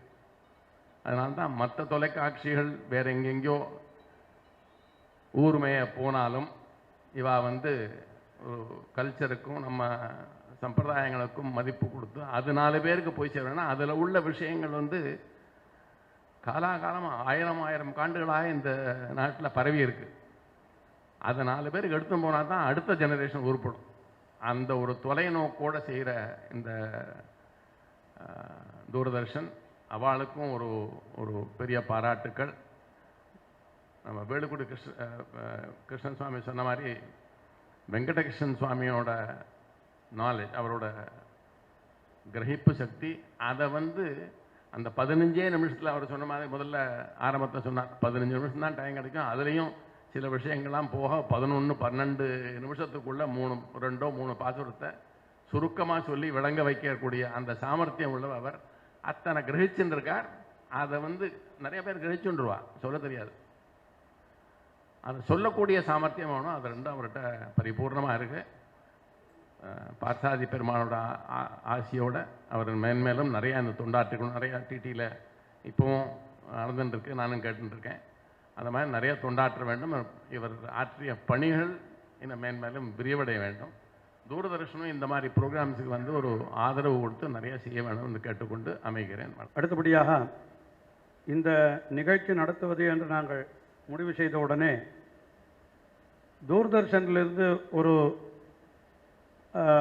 பெரிய அதிகாரி யாராவது ஒருத்தர் இந்த பாராட்டு உரைகளை ஏற்றுக்கொள்ள வேண்டும் என்று நாம் நினைத்தோம்.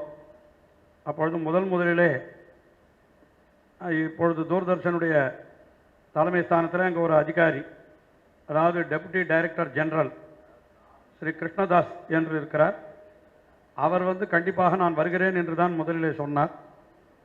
ஆனால் அவர் ஓணம் பண்டிகைக்காக அவர் தம்முடைய சொந்த ஊருக்கு செல்ல வேண்டிய நிலைமை ஏற்பட்டபடியினாலே அடுத்தபடியாக இருக்கக்கூடிய அவர் நம்முடைய நண்பர் திரு டி சண்முகம், அதாவது டெப்டி டைரக்டர் நியூஸ், அவரை நீங்கள் அழைத்து செல்லுங்கள் என்று அவரே சொன்னார் எங்களிடத்தில். அதன்படி அவரை கேட்டுக்கொண்ட பொழுது சண்முகம் அவர்களும் அதற்கு இசைந்து இந்த நிகழ்ச்சிக்கு வருவதாக ஒப்புக்கொண்டார். அவரை தூர்தர்ஷன் சார்பில் 2 வார்த்தைகள் பேச வேண்டும் என்று கேட்டுக்கொள்கிறேன். அனைவருக்கும் வணக்கம். அவருக்கு பாராட்டு உரைக்காக நான் வரல, நான் பாராட்டு ஏற்கிறதுக்காக வந்தோம். கடந்த 8 ஆண்டுகளாக பல இன்னல்களை கடந்து ஐயா அவங்க இந்த 4000 பிரசுரங்களையும் மக்களுக்கு எடுத்து சொல்லியிருக்கிறார். நம்ம கோபாலசாமி ஐயா சொன்ன மாதிரி தூர்தர்ஷன் பல கஷ்டங்களை இப்போ நாங்கள் சந்தித்து தான் இருக்கிறோம். ஏன்னா ப்ரைவேட் சேனல்ஸோடு எங்களால் போட்டி போட முடியல. இருந்தாலும் இந்த நாட்டுக்காக நம்ம பிரதமர் சொன்ன மாதிரி பல நிகழ்ச்சிகளை நடத்தி காட்டிருக்கிறோம். ஏன்னா நம்முடைய கலாச்சாரங்கள் ஐயா சொன்ன மாதிரி இந்த பிரசுரங்களில் இளைய தலைமுறையினருக்கு இப்போ நம்ம எல்லோரும் இருக்கிறோம். நம்ம இப்போ நீங்கள் பெரியவாக இருக்கீங்க, நீங்கள் உங்களுக்கு எல்லாம் தெரியுது. இப்போ வளரும் சமுதாயத்துக்கு இந்த மாதிரி சேனலை பார்த்து இது பண்ணுறாங்கன்னு சொல்லி தான் இந்த மாதிரி நிகழ்ச்சிகளுக்கு தனியாக நேரம் ஒதுக்கி எந்த கஷ்டங்கள் வந்தாலும் புதிய ஒளிபரப்பு கொண்டு வருகிறது. ஐயா வந்து கிட்டத்தட்ட 8 வருஷம் வெங்கடகிருஷ்ணன் ஐயா வந்து பல கஷ்டங்களை கடந்து இந்த சாதனை புரிஞ்சிருக்கிறாரு. அவருக்கு நாங்கள் தான் பொதிகை தொலைக்காட்சியின் சார்பில் நன்றியை தெரிவித்துக் கொள்கிறோம். ஐயா சொன்ன மாதிரி பல நிகழ்ச்சிகள் நடத்த இது பண்ணி கொண்டிருக்கோம். அவருக்கு பாராட்டு தெரிவிக்க நான் வந்திருக்கமே தவிர பொதிகை தொலைக்காட்சிக்காக பாராட்டு இல்லை. மேலும் பல விஷயங்களை அவர் வந்து நாட்டு மக்களுக்கும் இளைஞர்களுக்கும் தர வேண்டும் என்று கேட்டு வாழ்த்தி விடைபெறுகிறேன். நன்றி, வணக்கம். இங்கே இந்த நிகழ்ச்சி அதாவது தூரதர்ஷன் தொலைக்காட்சியில், அதாவது தூரதர்ஷனம்ன்றதுக்கு அவர் என் கோபாலசுவாமி அவர்கள் ரொம்ப அழகான ஒரு விளக்கம் சொன்னார். தூரதர்ஷனம் என்கிற அந்த சொல்லுக்கே தொலைநோக்கு என்பதுதான் தமிழ் மொழிபெயர்ப்பது. தூரம்னா தொலைவு, தரிசனம்னா நோக்கம், நோக்குதல், அவ்வளோதான். அப்போ தொலைநோக்கோடு இருக்கிறபடினால தான் அதுக்கு தூரதர்ஷன் பேர் வச்சா போல இருக்கு. தூரதர்ஷனம் ரொம்ப தூரத்தில் இருக்கிறத பார்க்கறதுன்ற அபிப்பிராயத்தில் இல்லை அது. இன்றைக்கும் அந்த ஒரு தொலைக்காட்சி மட்டும்தான் கொஞ்சம் கலாச்சாரத்தையோ ஒரு எதையோ காப்பாற்றுவதாக இருக்கிறது. அவர் அதையும் சொன்னார். தேர்தல் ஆணையர் தலைமை தேர்தல் ஆணையர் சொல்கிற பொழுது எல்லா டிவியும் எங்கெங்கேயோ ஓடின்னு இருக்கா, இன்னும் விடாமல் அந்த பிடிவாதமாக பழைய நிகழ்ச்சிகளை வழங்கி கொண்டிருப்பவர்கள் அவர்கள்தான் என்று சொன்னார். 8 ஆண்டுகள் தொடர்ந்து இந்த நிகழ்ச்சி நடைபெற்றது என்றால் அது ஏற்கனவே சொன்ன மாதிரி பகவானுடைய ஒரு அனுகிரகத்தால் தான்.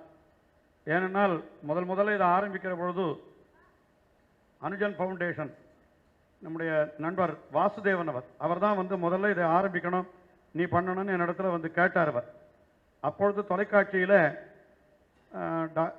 ராமச்சந்திரான்னு ஒரு டைரக்டர் இருந்தார்.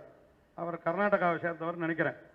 அவர் ரொம்ப ஆர்வத்தோடு இதை நடத்துன்னு சொல்லிட்டு ஆரம்பத்தில் அவர் என்ன சொன்னார் தெரியுமா இல்லையோ, உங்களுக்கு 15 நிமிஷம் போருமா ஒரு பாட்டு சொல்கிறதுக்குன்னு தான் என்னை கேட்டார். அவர் ஒரு பாட்டு சொல்கிறதுக்கு 15 நிமிஷம் போருமான்னார். சொல்கிறேன் அப்படின்னு சொன்னேன். ஒரு நாளைக்கு ஒரு பாட்டு சொல்லுங்கன்னார் அவர். நான் ஒரு நாளைக்கு ஒரு பாட்டு சொல்லியிருந்தேன்னா இன்னும் 15 வருஷம் இன்னும் 10 வருஷம் போயிருக்கோம் அந்த ப்ரோக்ராம். நான் அவ்வளவு நாள் நாம் இருக்கணுமே, முதல்ல கேட்கிறவர்கள் இருக்கட்டும், அவன் நடத்துறது இருக்கட்டும், நாம் இருக்கணுமே. அதனால் ஒரு நாளைக்கு ஒரு பாட்டு சொன்னால் 4000 பாட்டுக்கு எத்தனை நிகழ்ச்சி ஆகும்? 4000 நிகழ்ச்சி ஆகும். நிச்சயமாக 4000க்கு மேலேயே ஆகும். நான் வேண்டார், ஒரு நாளைக்கு 2 பாட்டாவது சொல்கிறேன்னு சொன்னேன் நான். சரி, நான் அப்படி தான் சொல்லிட்டு வந்தோம். ஆனால் கொஞ்ச நாள் கழித்து என்ன ஆகுதுன்னா, ஒரு 3 வருஷம் 4 வருஷம் ஆன உடனே உங்கள் ப்ரோக்ராம் எப்போ சார் முடியும் அப்படின்னு அடுத்த வந்து கேட்க ஆரம்பிச்சுடுறேன். ஏன்னா ரொம்ப நாளாக பண்ணிட்டு இருக்கேன். அவர்களுடைய தர்ம சங்கடமும் எனக்கு புரியுறது. காரணம் என்னன்னா, ஒரு அரசாங்கத்தினுடைய ஸ்தாபனம், அதில் ஒருத்தருக்கே சான்ஸ் கொடுக்குறான்னு மற்றவர்கள் கம்ப்ளைண்ட் பண்ணுறோம். ஏன் இவரே சொல்லிட்டு இருக்காரு ரொம்ப நாளாக, வேற யாராவது சொல்லக்கூடாதோ, இவர் ஒருத்தர் தவிர வேற ஆள் இல்லையான்னு கேட்கிறவாள்லாம் இருக்கா. ஆனால் அப்பொழுது கூட அதில் நிறைய பிரச்சனைகள் வந்தது, எத்தனையோ பிரச்சனைகள். அதெல்லாம் வெளிப்படையாக என்னால் சொல்ல முடியாது அத்தனையும். ஆனால் அத்தனையும் கடந்து 4000 முழுமையாக முடிந்தது என்று சொன்னால் அதற்கு பெருமாளுடைய அனுகிரகம் தான் முக்கியமான, பகவானுடைய அனுகிரகம் தான் காரணம், ஆச்சாரியர்களுடைய அனுகிரகம், ஆழ்வார் ஆச்சாரியர்களுடைய அனுகிரகம் தான் காரணம் என்பது உண்மை.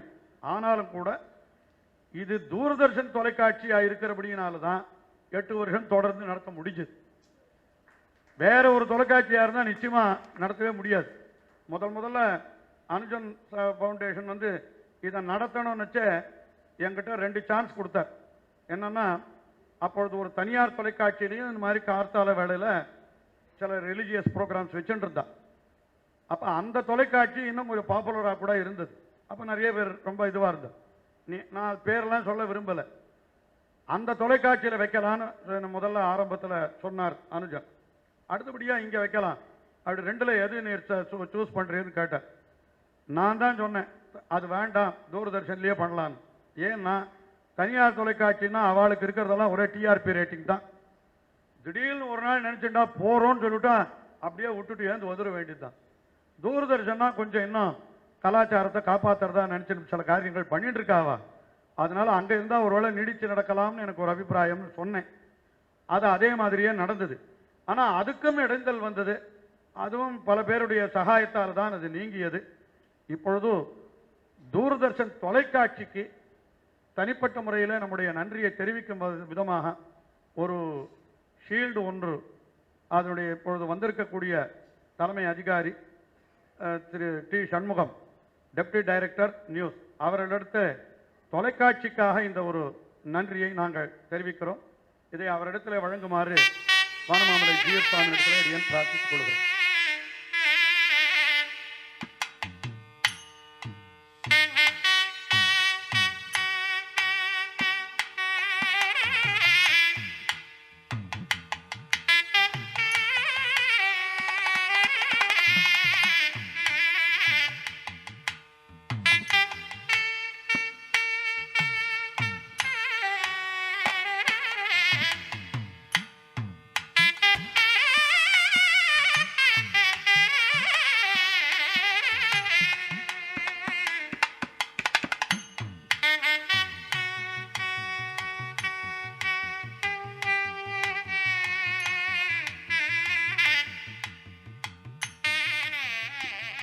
இந்த தொலைக்காட்சி நிகழ்ச்சிகள் கிட்டத்தட்ட அதாவது ஒரு நாளைக்கு ஒரு 15 நிமிடம் என்கிற கணக்கில் தான் அது பண்ணுறோம்.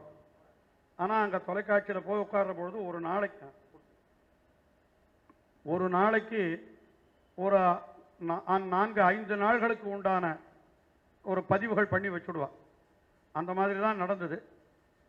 கிட்டத்தட்ட 8 வருஷத்தில் அதாவது 2 நாளைக்கு ஒரு தடையாவது நான் தொலைக்காட்சிக்கு சென்று இது பதிவு செய்திருக்கிறேன். அதாவது எவ்ரி ஆல்டர்னேட்டிவ் டேஸ்ன்னு சொல்லணும். அங்கே போய் தான் பண்ணிகிட்டே இருந்தால் தான் அது தொடர்ச்சியாக வந்துட்டு இருக்கும், விட்டு போகாத இருக்கும். நடுவில் ஏதாவது ஒரு நாள் 2 நாள் நமக்கு இந்த கோவில் உற்சவம் அது இதுன்னு போக முடியாத போயிடலாம். அதை தொடர்ந்து நடத்துவதற்கு எனக்கு அந்த தொலைக்காட்சியில் பணிபுரிந்த அதிகாரிகள் ஒவ்வொருத்தரும் ஒவ்வொரு துறையில் இருந்தவர்கள் எனக்கு அவர்கள் செய்த உதவிகளை எல்லாம் என்னால் மறக்கவே முடியாது. முக்கியமாக நான் முதலிலே நன்றி தெரிவிக்க வேண்டியவர் ஒருத்தர் உண்டு என்றால் அது என்னுடைய மிக நெருங்கிய நண்பர் திரு ஜி.டி. ராமன். அவருடைய புகைப்படத்தை அங்கே வைத்திருக்கிறோம், நீங்கள்லாம் பாருங்கள்.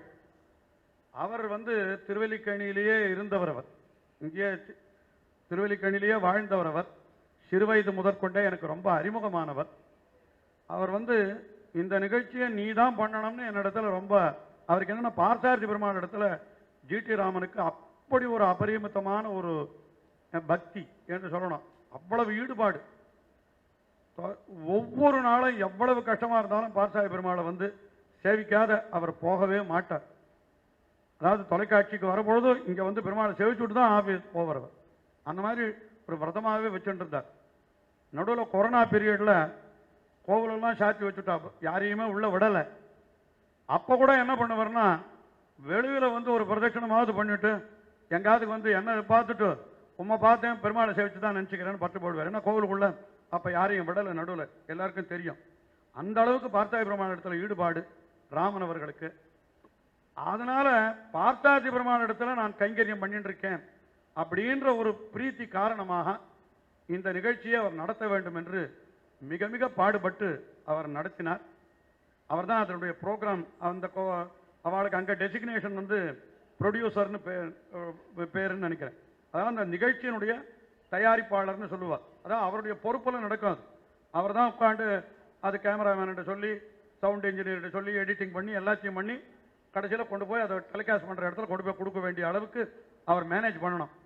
அது ராமனுடைய பொறுப்பு. அது இந்த நிகழ்ச்சியில் அவருக்கு எவ்வளவு ஈடுபாடுன்னா, இந்த நிகழ்ச்சியை தொடர்ச்சியாக நடத்தணும், ரொம்ப நாளாகும் போல இருக்கே, முடியுமா அப்படின்னு எனக்கு பயந்துட்டு இருந்த பொழுது பார்த்தாதி பெருமாள் இருக்கார், நீர் ஏன் கவலைப்படுறார், என் சர்வீஸ் இருக்கிற வரைக்கும் இந்த ப்ரோக்ராம் நிறுத்தக்கூடாது, நான் நடத்துவேன், கண்டிப்பாக நடக்கும், நீர் கவலைப்படாதியும் அப்படின்னு தைரியம் சொல்லிகிட்டே இருந்தார். நடுநடுவில் இது நிற்கிறதுக்கு கூட ஏதோ நிறுத்தணும்னு சில பேர் முயற்சியே பண்ணினான். அப்பொழுதெல்லாம் கூட ராமன் தான் ரொம்ப முன்னின்று அதை அந்த தடைகளை விலக்குவதற்கு வேண்டிய முயற்சிகளை அவர் மேற்கொண்டார். அது ஒரு விஷயம். நடுவில் ஒரே ஒரு விஷயம் மட்டும் சொல்கிறேன், ஏன்னா எப்படி அவர் இதை தொடர்ச்சியாக பண்ணினார் சொல்லிட்டு. கார்த்தால 6 மணிலேருந்து கிட்டத்தட்ட 7:30 மணி வரைக்கும் இந்த ரிலீஜியஸ் நிகழ்ச்சிகள் ஒரு காலத்தில் நடந்துட்டு இருந்தது. ஆன்மீக நிகழ்ச்சிகள், அது சைவமாக இருக்கலாம், வைணவமாக இருக்கலாம், இன்னும் இஸ்லாம் கிறிஸ்தவம் எல்லாம் கூட உண்டு. அந்த 6லேருந்து 7:30 வரைக்கும் முதல்ல ஒரு ப்ரோக்ராம் நடந்துட்டு. அப்படி நடந்துட்ட பொழுது திடீர்னு அப்போ என்னுடைய ப்ரோக்ராம் 7லேருந்து 7:15 டெலிகாஸ்ட் ஆகிட்டு இருந்தது என்னுடைய ப்ரோக்ராம். அப்போ திடீர்னு வேற ஏதோ மத்திய அரசாங்கத்திலேருந்து ஏதோ யோகாவோ ஏதோ காட்டணும் அப்படின்ற மாதிரி ஒரு நிர்பந்தம் ஏற்பட்டு என்ன பண்ணினான்னா 6லேருந்து 7, 7:30ன்றத 6லேருந்து 7 வரைக்கும் தான் பண்ணணும். 1 ஹவருக்குள்ள ரிலீஜியஸ் ப்ரோக்ராம்ஸ் எல்லாம் முடிச்சு விடுங்க, அதுக்கப்புறம் கிடையாது அப்படின்ற மாதிரி சொல்லிட்டாங்க. அதில் ஃபர்ஸ்ட் கேஷுவாலிட்டி என்னுடைய ப்ரோக்ராம் தான். ஏன்னா 7 மணிக்கு தானே என் ப்ரோக்ராம் ஆரம்பிக்கிறது. 6லேருந்து 7ன்னா எப்படி என்னுடைய ப்ரோக்ராம் வைக்க முடியும்? மீதி 4க்கு அப்ரூவல் கொடுத்துட்டா. ஏற்கனவே போயிட்டு இருக்குது 15 நிமிஷம். 6 மணிக்கு ஆரம்பிக்கிறது, 6லேருந்து 6:15, 6:15லேருந்து 6:30, 6:30லேருந்து 6:45, 7 வரைக்கும் போயிடுது. என்னுடைய ப்ரோக்ராம் போயிடும் போல இருக்குது. என்ன பண்ணுறதுன்னு தெரியல. உடனே இப்போ யாராவது ஒரு ப்ரோக்ராமை ஷிஃப்ட் பண்ணலான்னா அவ போய் கம்ப்ளைண்ட் பண்ணுவா. என்ன பண்ணலான்னு யோசனை பண்ணார். ரொம்ப சாமர்த்தியமாக ராமன் என்ன பண்ணினார்னு கேட்டால், அந்த மீதி ப்ரோக்ராம் எல்லாம் 15 நிமிஷம் இருந்தது இல்லையா, அவா ப்ரோக்ராம் எல்லாம் ஒவ்வொரு ப்ரோக்ராம்லையும் 3 நிமிஷம் குறைச்ச. அது ரொம்ப அதிகமாக தெரியாது. 3 நிமிஷன்றதுல அவளுக்கு குறைக்கிற பொழுது 1 நிமிஷமும் என்னமோ தான் குறைப்பார் ரெக்கார்டிங்கில். இந்த முன்னால் மாண்டேஜ்னு ஒன்று போடுவா. அதாவது ஆரம்பிக்கிறதுக்கு முன்னாடி இப்போ என் ப்ரோக்ராமில் கூட பல்லாண்டுன்னு ஆரம்பித்து அந்த பாட்டெல்லாம் போட்டு எல்லாம் பண்ணி எல்லாம் காட்டுற அளவு இல்லையா, அதே மாதிரி முடிக்கிற சமயத்தில் இதிலெல்லாம் ஒரு 2 நிமிஷம் திருடி அதான் குறைத்து எவ்வளோ குறைக்க முடியுமோ குறைச்சி ஒரு ப்ரோக்ராம்லையும் 3 நிமிஷம் குறைத்து அவர் என்ன பண்ணினார்னா, அப்போ என்னாச்சு, ஒரு ப்ரோக்ராமை 12 நிமிஷம் ஆக்கினார். அப்போ 6லேருந்து 7க்குள்ள 4 ப்ரோக்ராம் வைக்கிற இடத்துல 5 ப்ரோக்ராம் வைக்கலாம். அப்படி ஆல்டர் பண்ணி என்னுடைய ப்ரோக்ராமை அந்த 6லேருந்து 7க்குள்ள கொண்டு வந்து இதை தொடர்ச்சியாக நடத்தினார் ராமன். இது இங்கே இருக்கிறவருக்கெல்லாம் சுரேஷ்குமாருக்கு தெரியும், நம்முடைய விவிஎஸ் வெங்கட சுப்பிரமணியம் அவருக்கு தெரியும், அவளுக்கெல்லாம் தொலைக்காட்சியில் இருந்தா. எதுக்கு சொல்கிறேன்னா, இந்த மாதிரி ப்ரோக்ராமை விடக்கூடாதுன்றதுக்காக மற்றவாளெல்லாம் அட்ஜஸ்ட் பண்ணி அவர் சுவாமி வேலுக்குடி சுவாமியுடைய ப்ரோக்ராமும் நடந்துட்டு இருந்தது முதல்ல. அப்போது கார்த்தால வேலை. அப்புறம் தாமல் ராமகிருஷ்ணன் ஒருத்தர் பண்ணிட்டு இருந்தார். அனந்தபத்மநாபன் இந்த மாதிரி எல்லாருடைய ப்ரோக்ராமும் வந்துட்டு இருந்தது. அப்போ அதில் 2 நிமிஷம் குறைச்சி ராமன் பண்ணினார். இந்த மாதிரிலாம் பண்ணி அவர் இந்த ப்ரோக்ராம் நடத்தணுன்றதுக்காக முழுக்க முடிக்கிற வரைக்கும் நீர் நிறுத்தவே கூடாது, எக்காரணம் வந்து அது தடை வரக்கூடாது, நான் பார்த்துக்கிறேன்னு சொல்லிட்டு இருந்தார். ஆனால் என்ன பண்ணுறது, நம்முடைய துரதிருஷ்டம், அவர் இந்த ப்ரோக்ராம் முடியறதுக்கு முன்னால் பெருமாள் அங்கே சேர்த்து விட்டார். இங்கே இருந்தவரை அங்கே பரமதத்துக்கு அழைத்துட்டு போயிட்டார். போன மார்ச் மாதம் அவர் திருநாட்டுக்கு எழுந்தருளி விட்டார். மார்ச் மாதம். அப்போது கடைசியாக கூட சொல்கிறேன், இது கடைசியில் கூட கொஞ்சம் சில ஹிட்சஸ் இருந்தது. ஆனால் என்னன்னா, இந்த செத்தும் கொடுத்தான்னு சொல்லுவாள், அந்த மாதிரி சொல்லக்கூடாது அந்த வார்த்தையை, இருந்தாலும் சொல்கிறேன். அவருடைய அந்த சர்ம கைங்கரியம் நடக்கிற இடத்துக்கு எனக்கு இவ்வளோ தூரம் பண்ண அவர் போயிருந்தேன். நான் போன பொழுதும் அங்கே சில உயர் அதிகாரிகள் வந்திருந்தார் அவர் தொலைக்காட்சியிலேருந்து. அவள் கடைசியில் இந்த மாதிரி ஏதோ பேஷண்ட் இருந்தாங்க நின்றுட்டு இருக்கச்சு. ரொம்ப உசிரை விட்டு நடத்தினார் இந்த ப்ரோக்ராம். கடைசியில் முடிகிற சமயம் இதில் கூட ஏதோ தடங்கள்லாம் வருது, ஆனால் அவர் வந்து இல்லாத போயிட்டார் அப்படின்னு சொன்னேன். உடனே அங்கே இருந்தவா எல்லாரும் சேர்ந்து அந்த உயர் அதிகாரி உள்பட என்ன சொல்லிட்டா, அவருடைய மனசுக்கு எந்த குறையும் வேண்டாம், அவர் எத்தனை நாள் நடத்தணும்னு சொன்னாலும் அத்தனை நாள் நீங்கள் பூர்த்தியாகவே நடத்திவிடுங்கோ, இதுக்கு எந்த தடை வந்தாலும் நாங்கள் பார்த்துக்கிறோம் அங்கே சொன்னேன். அந்த வாரம் எதுக்கு சொல்கிறேன்னா, கடைசி நிமிஷத்தில் கூட சில தடைகள் இருந்தது. ஏன்னா மார்ச் மாதத்தோடு முடிச்சுக்கோன்னு சொன்னா, அப்போ மார்ச் 31 உங்கள் ப்ரோக்ராம் முடிச்சு விடணும் அப்படின்னு சொன்னான். ஆனால் அந்த 31 முன்னால் அவர் பணம் வச்சுட்டார். அப்போ பணம் வச்ச இடத்துல வந்தவா, இது என்ன எவ்வளோ நாள் போகுமோ அவ்வளோ நாள் போகட்டும், மார்ச் 31 வச்சுக்க வேண்டாம், நீங்கள் போகணும், நான் மேக்ஸிமம் ஜூலை ஆகஸ்ட்டில் முடிச்சு விடும் நான் சொன்னேன். அப்போ கணக்கு போட்டு சொன்னேன், அவ்வளவுதானே நடக்கட்டும்னு சொன்னான். அப்போ என்ன தெரியுதுன்னா, மார்ச் 31 வந்த இடைஞ்சல் கூட அவரால் தான் விலகிது. எப்படின்னா, அவர் தன்னுடைய உயிரை கொடுத்து அதை நடத்தினார். நான் அவர் பரம்பு வச்சுட்டு பிற்பாடு எல்லாருக்கும் என்ன ஆயிடுச்சு, ஐயோ பாவம் போயிட்டார், அவர் இவ்வளோ நன்னா நடத்தினார், அவர் மனசுக்கு ஒரு குறை வைப்பானே, நன்னாவே நடக்கட்டும்னு அதிகாரிகளே சொன்னார். அந்த மாதிரி இந்த நிகழ்ச்சி நடத்துவதற்கு தான் மறைந்த பின்பும் கூட இது நடக்கிறதுக்கு இவ்வளோ தூரம் பண்ணினார் சொன்னால், அவருக்கு நிச்சயமாக நாங்கள் மிக மிக நான் நன்றி செலுத்த கடமைப்பட்டிருக்கிறேன். அதில் அவருக்கு பிரதிநிதியாக அவருடைய பிள்ளை அவருடைய பெண் 2 பேரையுமே வர சொல்லியிருக்கேங்க. முதல்ல அவர்கள் இருவரையும் ஹைரார்கி பார்த்து நான் இப்படி தான் பண்ணணும், நான் பண்ணலை, அதனால் மன்னித்துக் கொள்ளுங்கள். அவள் 2 பேரையும் வர சொல்கிறீங்க. முன்னால் வந்து அந்த ராமன் சாருக்காக நான் வச்சிருந்த ஒரு கௌரவத்தை நீங்கள் வாங்கிக் கொள்ளுங்க.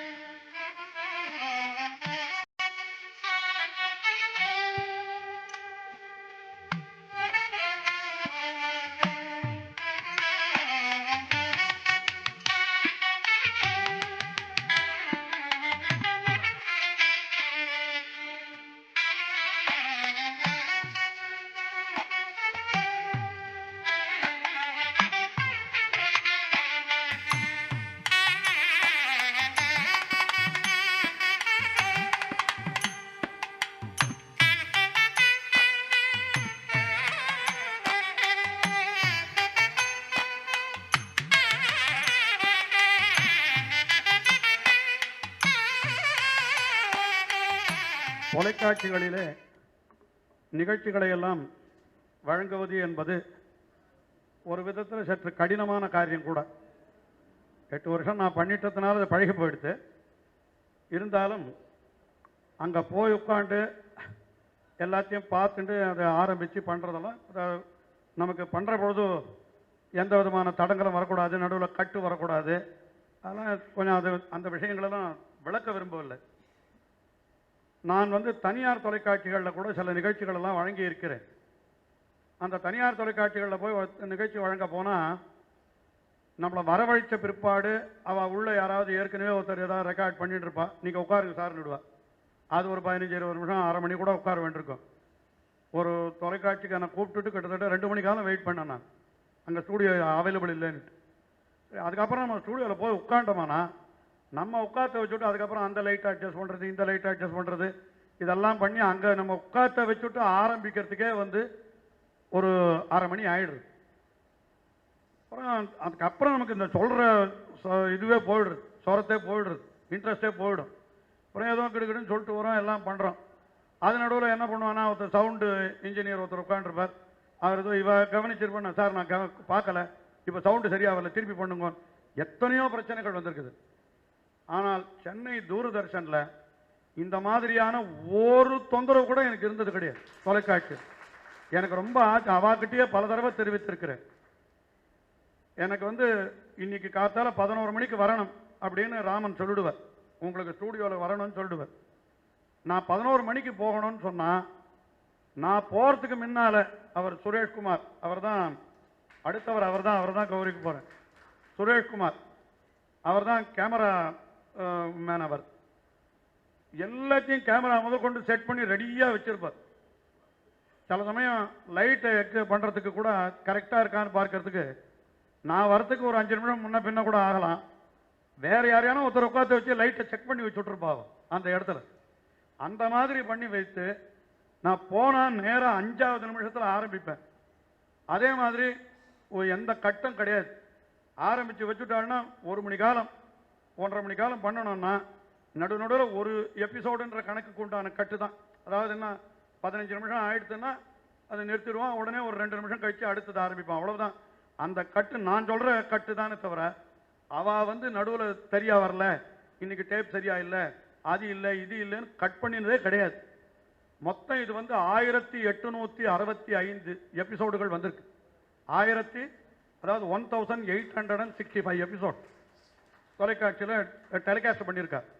இதில் ஒரு எபிசோடு கூட அதாவது ரீடேக் எடுத்தது கிடையாது. எவ்வளோ பெரிய சாதனை தெரியுமா இல்லையா? ஒன்றும் இல்லை, நான் ஒரு தனியார் தொலைக்காட்சியில் போனேன், ஒரு நாள் உட்காந்து பண்ணுன்னு சொன்னான். கிட்டத்தட்ட 1.5 மணி காலம் பண்ணிட்டு வந்தேன். ஆயிடுத்து ஒரு 2 நாள் கழிச்சு, சார் முந்தா நேற்று நீங்கள் பண்ணிட்டு போனதில் ஏதோ பிரச்சனை ஆயிடுச்சு, அது சவுண்டு சரியா இல்லைன்னு நினைக்கிறேன், அதனால நீங்கள் மறுபடியும் ரீடூ பண்ணுங்கன்னு கேட்டாங்க.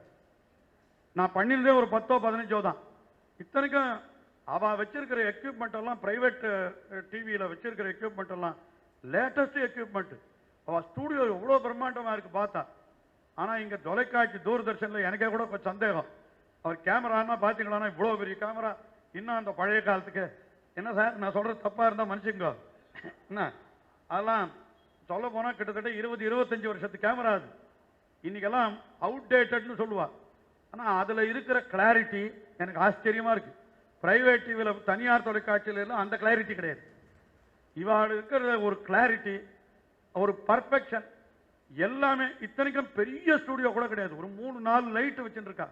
அதில் என்ன கிளாரிட்டியோட தொலைக்காட்சியில் எல்லாரும் பார்த்துட்டு அப்ரிஷியேட் பண்ணுறான் நினைக்கிற பொழுது அந்த டெக்னீஷியன்ஸை நிச்சயமாக நம்ம எவ்வளவு பாராட்டினாலும் நல்ல பெஸ்ட் எக்யூப்மெண்ட் கொடுத்து வேலை செய்கிற டெக்னீஷியனோட இருக்கிற எக்யூப்மெண்ட்டில் எவ்வளோ உன்னால் பண்ண முடியுமோ பண்ணுன்னு கொடுக்குறா பாருங்க. அந்த மாதிரி டெக்னீஷியன் அவர் பண்ணியிருக்கா. அதில் நிறைய பேர் பண்ணியிருக்கா. முக்கியமாக சுரேஷ்குமார், அவரை நான் இங்கே வர சொல்லி கேட்டுக் கொடுக்குறேன். அவர் ஒரு நாள் கூட ஒரு டேக்கு கூட அவர் எடுத்ததில் ரிப்பீட்ன்றது எனக்கு 1865 எபிசோடில் ஒன்று கூட திரும்பி நீங்கள் எரேஸ் ஆகிடுச்சு இல்லை பதிவு சரியா ஆகலைன்னு சொல்லி என்னை சொல்லவே இல்லை. அதனால் முதல்ல சுரேஷ்குமார் அவர்களுக்கு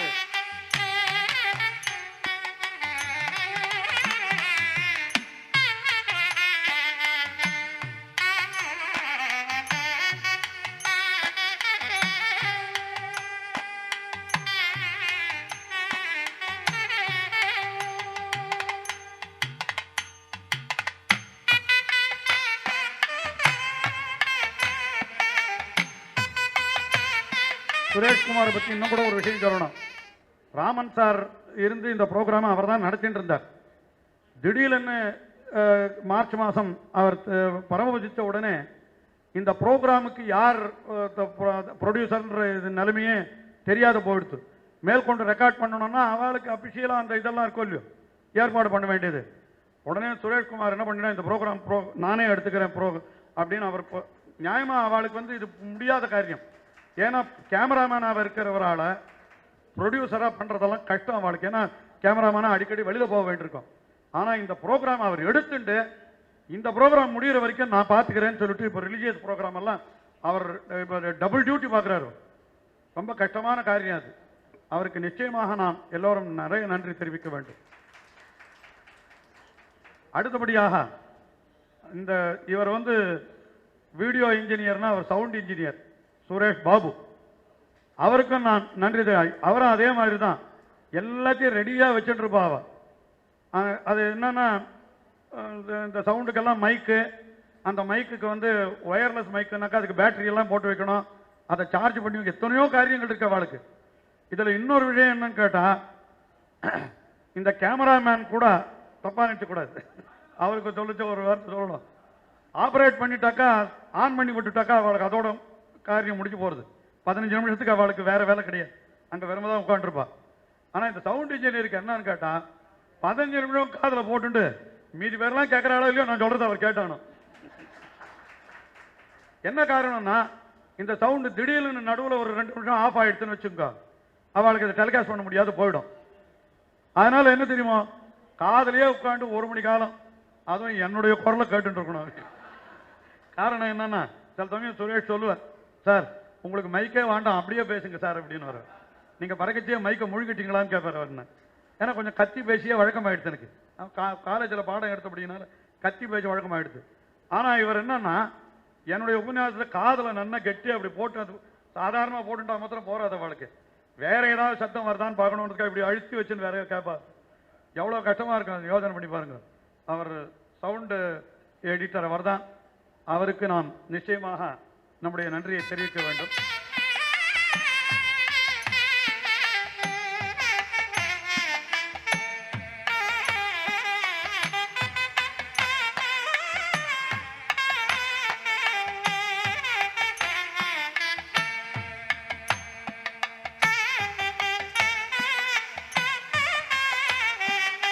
அடுத்தபடியாக இன்னொருத்தர் மிக மிக முக்கியமானவர், என்னுடைய அருமை நண்பர் வேங்கட சுப்பிரமணியன் விவிஎஸ் என்று மிகவும் பிரபலமானவர்.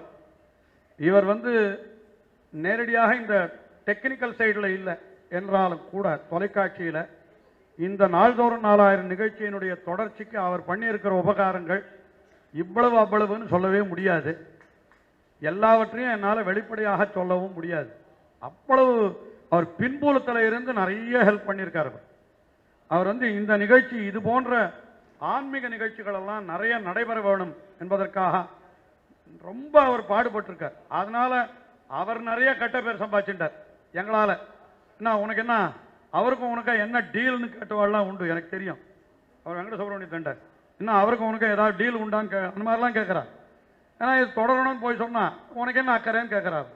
ஆனால் அதையெல்லாம் கூட பொருள்படுத்தாமல் அதற்கு வேண்டிய காரியங்கள் எல்லாம் செய்து அவ்வப்பொழுது நேரடியாக எனக்கு அப்போ இருக்கிற டைரக்டர்ஸ் எல்லாம் எனக்கு அவ்வளோ பரிச்சயம் இல்லைன்னா, நீங்கள் வேணாம் நான் பார்த்துக்கிறேன்னு சொல்லிட்டு டைரக்டர்ஸோட அவர் போய் பேசுவார் எனக்கு பதிலாக. இது எதுக்காகனா 8 வருஷம் தொடர்ச்சியாக நடக்கிறதுன்றது தான் கஷ்டம், வேற ஒன்றும் இல்லை. நீங்கள் நினைத்து பாருங்கள், ஒரு பிரைவேட் தொலைக்காட்சியில் 8 வருஷம்னா ஏன் ஒத்தரே சொல்லணுன்ற ஒரு விசாரம் வருது. இப்போ யாராக இருந்தாலும் ஸ்பான்சர்டு ப்ரோக்ராமாக இருந்தால் கூட ஒருத்தருக்கு ஏதோ 52 ப்ரோக்ராமும் இன்னும் அதுக்கு மேலே கொடுக்கக்கூடாதுன்னு வச்சுருக்கா. ஏதோ அவளுக்குள்ள ஒரு எட்டிக்கெட் வச்சுருக்கா. 52 சீரியல் எபிசோட்ஸ் தான் கொடுக்கணும் அந்த மாதிரி. இல்லை இப்போ முதல்லலாம் 13 எபிசோடெலாம் கொடுத்துருந்தா அந்த மாதிரி. இப்போ என்னது 1865 எபிசோடுன்னா அதுக்கு எவ்வளோ சிக்கல் வர நினைத்து பாருங்கள். அதில் நிறைய விவிஎஸ் வந்து எனக்கு நிறைய ஹெல்ப் எல்லாம் பண்ணியிருக்கார், நிறைய கைடன்ஸ் எல்லாம் கொடுத்துருக்கார் எனக்கு. ஒரு சமயம் ஒரு டைரக்டர் வந்து இதுக்கு ஸ்பான்சர்ஷிப் இருந்தால் தான் நீங்கள் பண்ணணும் அப்படின்னு சொல்லிட்டார். உடனே அவரே என்ன பண்ணினார்னா, அது எப்படி ஸ்பான்சர்ஷிப் பண்ணணும், அதுக்கு என்ன பண்ணணுன்ற வழியெல்லாம் சொல்லி கொடுத்து ஒருத்தரை போய் நீரே பாரா நான் அவர் ஸ்பான்சர்ஷிப் கொடுக்கும்படியா நான் அவர் சொல்கிறேன்னு சொல்லி அதெல்லாம் வாங்கி கொடுத்து அந்த மாதிரிலாம் பண்ணி கொடுத்துருக்காரு. எல்லாம் எனக்கு எல்லாத்தையும் என்னால் விளக்கி சொல்ல முடியாது. சில விஷயங்கள் அதில் சொல்லக்கூடிய விஷயங்களும் இருக்கிறது, சொல்ல முடியாத விஷயங்களும் இருக்கிறது.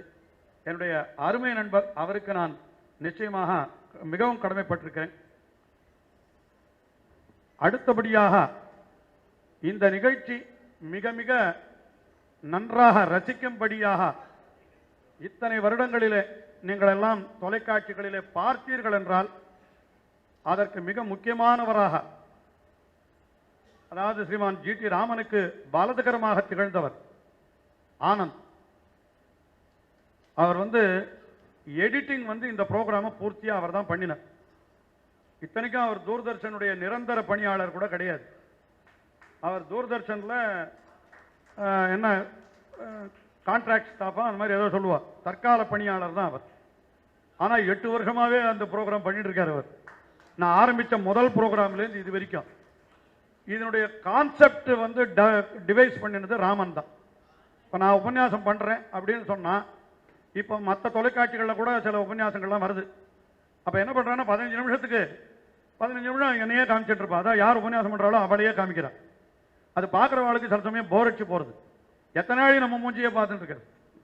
இப்போ என் மூஞ்சியே 15 நிமிஷம் பார்க்கறதுனா கொஞ்சம் கஷ்டமாக தான் இருக்கும். அப்படி வச்சுட்டு அண்ணாண்ட போய் உட்காந்து காதால கேட்டுன்னு தான் போகிறோம் அந்த மாதிரி. ஏன்னா இதெல்லாம் வெறும் லெக்சர்ஸ் தானே.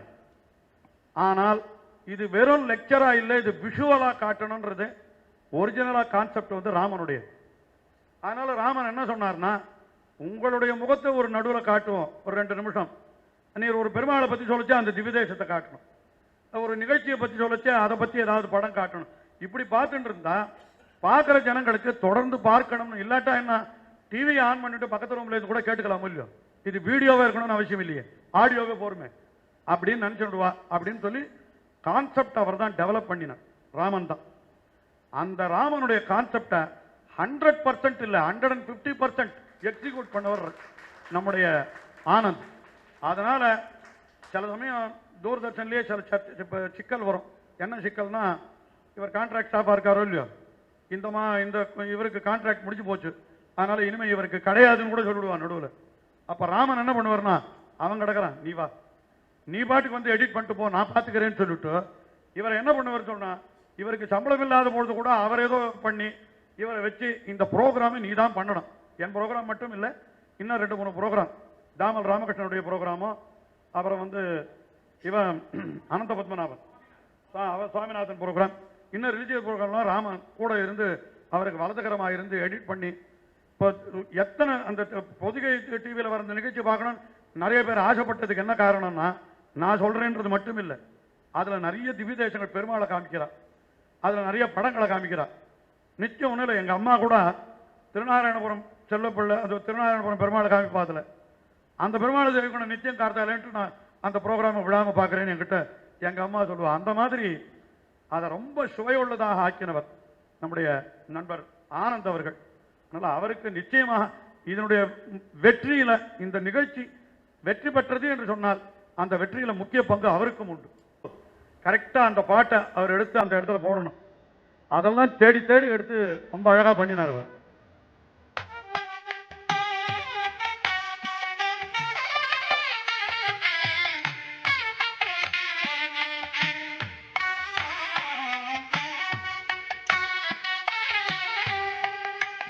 முக்கியமாக எல்லாருக்கும் நன்றி சொன்னேனே தவிர, லாஸ்ட் பட் நாட் த லீஸ்ட்னு ஒரு வார்த்தை சொல்லுவா, அது கூட வெறும் சம்பிரதாயமான வார்த்தை. இந்த நிகழ்ச்சி பொதிகை தொலைக்காட்சியிலே வந்தது என்றால் அதற்கு முழு முதற் காரணம் மிஸ்டர் அனுஜன் வாசுதேவ். இந்த நிகழ்ச்சி எனக்கு பண்ணணுன்ற அபிப்பிராயம் ரொம்ப நாளாக இருந்தது. அப்பொழுது ஒரு முறை, உங்களுக்கு இது சொல்லக்கூடாது, அந்த காலத்தில் அப்பொழுது தகவல் ஒளிபரப்புத்துறை அமைச்சராகவே இருந்தார் ஜெகத் ரட்சகன். அவர் என்னுடைய வீட்டுக்கே வந்தார் ஒரு நாள் ஏதோ காரியமாக. அப்பொழுது அவரிடத்துல இதை பற்றி பேசிட்டு இருக்கிற பொழுது, நீங்கள் தொலைக்காட்சியில் பண்ணுங்க நான் எல்லா ஏற்பாடும் பண்ணுறேன்னு சொல்லிட்டு தான் போனார். நான் அப்புறம் அவருக்கு நிறைய அலுவல்கள் அரசியல் நிர்பந்தங்கள் எல்லாம் ஆகிட்டு அது நடக்கவே இல்லை. எதுக்கு சொல்கிறேன்னா, தகவல் ஒளிபரப்புத்துறை அமைச்சரே நீங்கள் பண்ணுங்கன்னு சொல்லி நடத்த முடியாமல் போன ஒரு ப்ரோக்ராமை முனைஞ்சு நின்று நடத்த வச்சவர் இவர். அப்போ துறை மாறிட்டார், அவர் இல்லை, வேற அமைச்சர் வந்துட்டார். இவர் அனுஜன் வாசுதேவன் தான் அவர் போய் இதுக்குன்னு முயற்சி பண்ணி பல பேரை பார்த்து, முக்கியமாக அப்பொழுது இருந்த டைரக்டர் ராமச்சந்திரா அவரோ போய் நெருங்கி இந்த ப்ரோக்ராமுக்கு அவரே நான் ஸ்பான்சர் பண்ணுறேன்னு சொல்லி முதல்ல 2-3 வருஷம் இதுக்கு ஸ்பான்சர்லாம் பண்ணினார். இதை ஸ்பான்சர் பண்ணினதுனாலே அவருக்கு சில இடைஞ்சல் வந்துடுத்து. அதனால் அதுக்கப்புறம் அவர் ஸ்பான்சர் பண்ண முடியாது போயிடுத்து. இருந்தாலும் இந்த ப்ரோக்ராமை விடக்கூடாதுன்னு சொல்லி டைரக்டர்கிட்ட சொல்லி இதை நடத்த சொல்லி ஆரம்ப காலத்தில் இதுக்கு அடிப்படையாக இருந்து இதனுடைய சொல்லப்போனால் இப்போ கட்டணம் அழகாக இருக்குதுன்னு சொல்கிறோம், கீழே இருக்கிற ஃபவுண்டேஷன் எப்படி இருக்கும் அது கண்ணுக்கே தெரியாது. முக்கியமாக இந்த ப்ரோக்ராமுக்கு ஃபவுண்டேஷன் இவர் தான். இப்போ நான் மேலே சொன்னதெல்லாம் கட்டடம் தான், இவர் தான் ஆரம்பித்து வச்சார் அது. அதனால் அவருக்கு நாங்கள் மிகவும் நன்றி செலுத்த கடமைப்பட்டிருக்கிறோம்.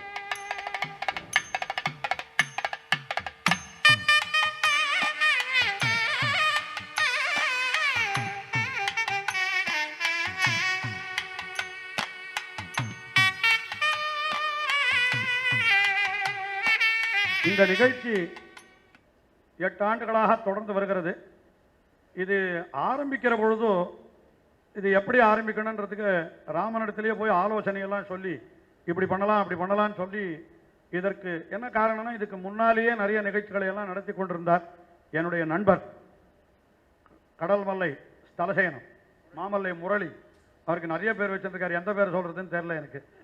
அவர் வந்து மாமல்லை முரளின்னு ஒரு இடத்துல போட்டுக்கிறார், ஒரு இடத்துல ஸ்தலசேனன்னு போட்டுக்கிறார், என்ன சுந்தரி மணாளன் என்ற பேரில் எழுதுகிறார். அதனால் அவருக்கு பல பேர்கள் உண்டு. இதுக்கு முன்னாடியே அவர் வந்து நடத்தின நிகழ்ச்சிகள் எல்லாம் நான் சொல்லியிருக்கேன். அதனால் எனக்கு என்ன ஆச்சு, தொலைக்காட்சியில் சொல்கிறதுன்றது ஒரு பழக்கம் ஏற்பட்டதற்கு அவரும் ஒரு காரணம்னு சொல்லணும். ஜெயா டிவியில் வந்து 108 திவிஜன் நடந்தது. அதுக்கப்புறம் ஆழ்வார்கள் அமுதமாக என்ன ஆழ்வார்கள் தரிசனம் அப்படின்னு நிகழ்ச்சி, நிறைய நிகழ்ச்சியெல்லாம் நிறைய நடத்தியிருக்கார் அவர். அந்த கான்செப்ட் எல்லாம் கொண்டு போய் ராமன் இடத்துல சொல்லி இந்த நிகழ்ச்சியை இப்படிலாம் பண்ணலாம், இது சக்ஸஸ்ஃபுல்லாக வரும்னு சொல்லி ஆலோசனை சொன்னது. அது மட்டும் இல்லாமல் இதற்கு மாண்டேஜ்னு சொல்லுவா, அதை ஆரம்பிக்கிற பொழுதே ஒரு உற்சாகமாக அது இருக்கணுன்றதுக்காக. இப்போ நீங்கள் பார்க்கிறீர்கள், அவள் வந்து பல்லாண்டு பல்லாண்டு பல்லாயிரத்தாண்டுன்னு அவள் மாம்பழம் சிஸ்டர்ஸ் பாடின பாட்டது. அதுதான் ஆரம்பத்தில் அந்த மாண்டேஜில் வச்சிருந்தா. அதை முதல்ல எடுத்து கொடுத்தவரே இவர் தான். அவன் மாம்பழம் சிஸ்டர்ஸ் கிட்ட போய் பர்மிஷனும் வாங்கிட்டு வந்தார், அதுக்கு இதை நாங்கள் போடுறோம்னு சொல்லிட்டு. அது அந்த 1825-65 நிகழ்ச்சியிலையும் அந்த பல்லாண்டு பல்லாண்டு பாட்டு முதல்ல வரும். அது அந்த முதல்ல வரக்கூடியதுன்னா முதல்ல கோயில் பெருமாள், திருமலை பெருமாள் கோயில், திருநாராயணபுரம், அதுக்கப்புறம் பெருமாளுடைய ஆழ்வார்கள், நம்ம ஆழ்வார் எல்லாம் அதை வரிசையாக வரும். அதில் நம்ம ஆரம்பிக்கிற சமயத்தில் அது முடிஞ்ச பிற்பாடு தான் நம்முடைய நிகழ்ச்சி தொடங்காது. ஆனால் அது வரப்பொழுதே அது ஒரு ஆச்சரியமாக இருக்கணும்னு சொல்லிட்டு அது ஒரு யானை முதல்ல கொண்டு வருவார். அது நல்ல சகுனம். அது உண்மையிலே தெரியுமோ இல்லையோ, யானைன்றது பெருமாள் கூட விஸ்வரூபத்தில் முன்னால் யானை இருக்கணும்னு சொல்லுவார். இந்த ஸ்ரீரங்கத்து யானையை வச்சு ஆரம்பித்தார் அவர். அதெல்லாம் கூட சக்ஸஸ்ஃபுல் கம்ப்ளீஷனுக்கு அதெல்லாம் கூட ஒரு காரணம்னு நான் நினைக்கிறேன். அதனால் அந்த மாதிரியெல்லாம் அதை வந்து முதல்ல அந்த மாண்டேஜஸ் எல்லாம் போட்டு கொடுத்து ராமனுக்கு நிறைய ஹெல்ப் பண்ணியிருக்கார் அவர். அவருக்கும் என்னுடைய நன்றியை தெரிவித்துக்கிறேன்.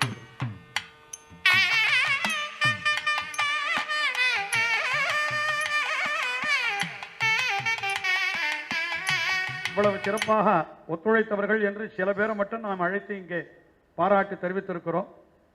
இன்னும் நிறைய பேர் இதற்கு உழைத்திருக்கலாம். சக்சசிவ் டைரக்டர் அவெல்லாம் கூட நிறைய பேர் பண்ணியிருக்கிறார்கள். எல்லாருக்கும் நன்றி சொல்வது என்பது நிச்சயமாக நம்மளால் இயலாத காரியம்.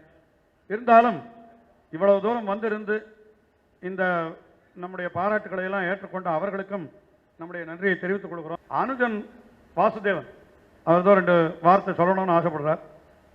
அவருடைய வார்த்தையோடு நாம் நன்றி தெரிவித்து இந்த நிகழ்ச்சியை நிறைவு செய்வோம். எத்தனையோ அலுவல்களுக்கிடையே இவ்வளவு நேரம் வந்திருந்து இதை ரொம்ப நமக்காக வந்து நடத்தி கொடுத்த பிரமுகர்கள் அவர்களுக்கு நாம் மிகவும் நன்றி தெரிவிக்க கடமைப்பட்டிருக்கிறோம். தேர்தல் ஆணையர் கோபாலசுவாமி அவர்களுக்கு ஜிஆர் சுவாமியுடைய கையால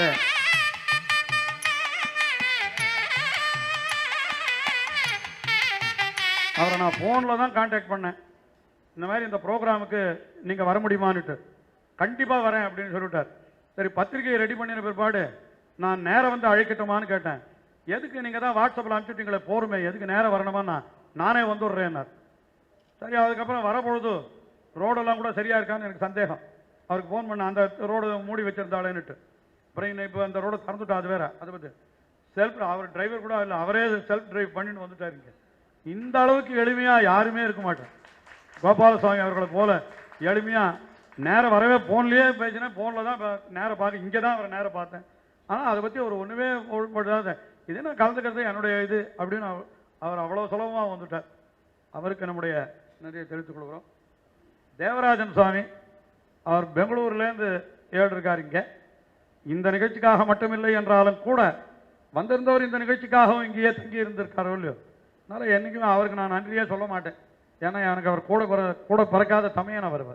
அதனால் நான் எந்த நிகழ்ச்சி நடத்தினாலும் அவர் வந்து என்னுடைய இந்திக்கு நிகழ்ச்சி இல்லை, அந்த காலத்தில் நான் நிகழ்ச்சிகள்லாம் நடத்தினா கூட அதுக்கு அவரை தான் நீர் வந்து கம்பேர் பண்ணணும்னு கூப்பிடுவேன். உடனே எந்தவித இதுவும் பண்ணாமல் அவர் வந்து அவ்வளோ தூரம் வந்து கலந்துப்பார். அவருக்கு நான் நன்றியே தெரிவிக்க மாட்டேன், என்னுடைய கூட பிறந்தவர் அவர்.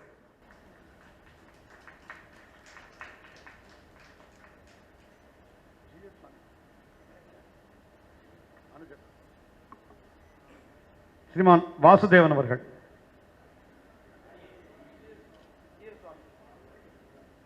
நமஸ்காரம். இன்னைக்கு ஒரு பெரிய மகத்தான நிகழ்வு. எனக்கு 8 வருஷத்துக்கு முன்னாடி இதுமாரி ஒரு ப்ரோக்ராம் ஆரம்பிக்கணும் ஒரு மனசில் ஒரு கனவு இருந்தது. 4000 எல்லாரும் கேட்க வேண்டியதோ, ஒரு செலக்டட் ஆடியன்ஸ் இல்லாத உலகம் முழுக்குன்னு கேட்க வேண்டுன்னு சொல்லிட்டு ஒரு மனசில் ஒரு திருப்தி இருந்தது. அதற்கோசரம் நான் வந்து ஆழ்வார்த்தடின்ற பெருமாளை சேவிச்சுட்டு நம்மாழோட உத்தரவை வாங்கிட்டேன். அப்புறம் வானமாமலைக்கு வந்து நான் சேவித்தேன். அப்போ எனக்கு மனசில் வந்தது, நீ போ ஆரம்பிச்சிரு எல்லாம் நடக்குன்னு சொல்லிட்டு. அதுமாதிரி ஆரம்பித்து வந்து ப்ரோக்ராம் எல்லாம் ரொம்ப அருமையாக நடந்து, அது டாக்டர் வெங்கடகிருஷ்ணன் இதில் அவருடைய வார்த்தைகளை நம்ம கேட்டு தினைக்க வந்து என்னுடைய ஆடியன்ஸ் வந்து எக்கச்சக்கமான பேர், thousands and thousands of people across the continent பாகாது. அதேமாதிரி எல்லாரும் எல்லாம் ரிசப்ஷன் ஏன் வரல, நீ ஒரு ப்ரோக்ராம் டிலே எடுத்துகிறேன், ஏன் டிலே ஆகிடுச்சுன்னு எனக்கு ஃபோன் பண்ணி கேட்பான். அப்பேற்பட்ட ரிசப்ஷன்ஸாக இருந்தது இந்த ப்ரோக்ராமுக்கு. இந்த ப்ரோக்ராம் சொல்லலாம், அது கின்னஸ் புக் ஆஃப் வேர்ல்ட் ரெக்கார்ட்ஸில் 8 years கண்டினியூஸாக அந்த ப்ரோக்ராம் நடந்துருக்குன்னு ஒரு ஃபீலிங் இருக்குது. தூர்தர்ஷன் கேட்டேன், this is longest programme in the Doordarshan history. So இதை வந்து இது ஒரு தனிப்பட்ட மனுஷனாக இல்லை செயல் கிடையாது, இது தெய்வ அனுகிரகம்தான். நம்மாழ்வாரே எடுத்துக்கிட்ட ப்ரோக்ராம் தான். எல்லாருக்கும் இதனுடைய ஈடுபாடு இருக்குது. இது இது இது காரணகர்த்தா இருந்த டாக்டர் வெங்கடகிருஷ்ணன் எப்படி தான் பாராட்டுவதுன்னு தெரியாது. அவருடைய அனுகிரகம் எல்லாருக்கும் ஒன்று பிரார்த்திக்கிறேன். சாதாரணமாக தனியார் துறைன்னா நன்னா நடக்கும், கவர்மெண்ட்டினுடைய ஒரு துறைன்னா அது கொஞ்சம் சரியாக நடக்காது, எல்லாரும் சோம்பேறிகளாக இருப்பான்னு பொதுவான ஒரு பரவலான அபிப்பிராயம். அது மற்ற எந்த துறையில் உண்மையோ பொய்யோ தெரியாது. தூர்தர்ஷனை பொறுத்த வரைக்கும் அது 100% பொய். இவா உழைக்கிற மாதிரி இவா பண்ணுற மாதிரி தனியார் துறையில் கூட உழைக்க மாட்டான். என்ன காரணம்னா அவளுக்கு இருக்கிற வசதிகள், தனியார் துறையில் வசதிகள் அதிகம். தனியார் தொலைக்காட்சிகளில், இந்த தொலைக்காட்சிகளில் இவா வசதிகள்னா ஒவ்வொன்றுத்துக்கும் எழுதி போட்டு பர்மிஷன் வந்து, நான் அவளை பற்றி இதுவாக சொல்லலை, பர்மிஷன் வாங்கி ஒரு கேமரா வாங்கணும்னா தனியார் தொலைக்காட்சியில் சொன்னால் உடனே வாங்கி கொடுத்துருவான். தூர்தர்ஷனில் ஒரு கேமரா வாங்கணும்னா என்ன பண்ணணும், அதுக்கு பட்ஜெட் போட்டு அது அப்ரூவல் வாங்கி அதுக்கு கொட்டேஷன் வாங்கி எவ்வளோ பிரச்சனை இருக்குது. ஆனால் இது நடுவில் இவ்வளவு சிறப்பாக அவர்கள் நிகழ்ச்சிகளை நடத்தி தருகிறார்கள் என்றால் நிச்சயமாக எல்லாரும் தூர்தர்ஷன் தொலைக்காட்சிக்கு நாம் மிக மிக பாராட்டுகள் நிறைய தெரிவிக்கணும்.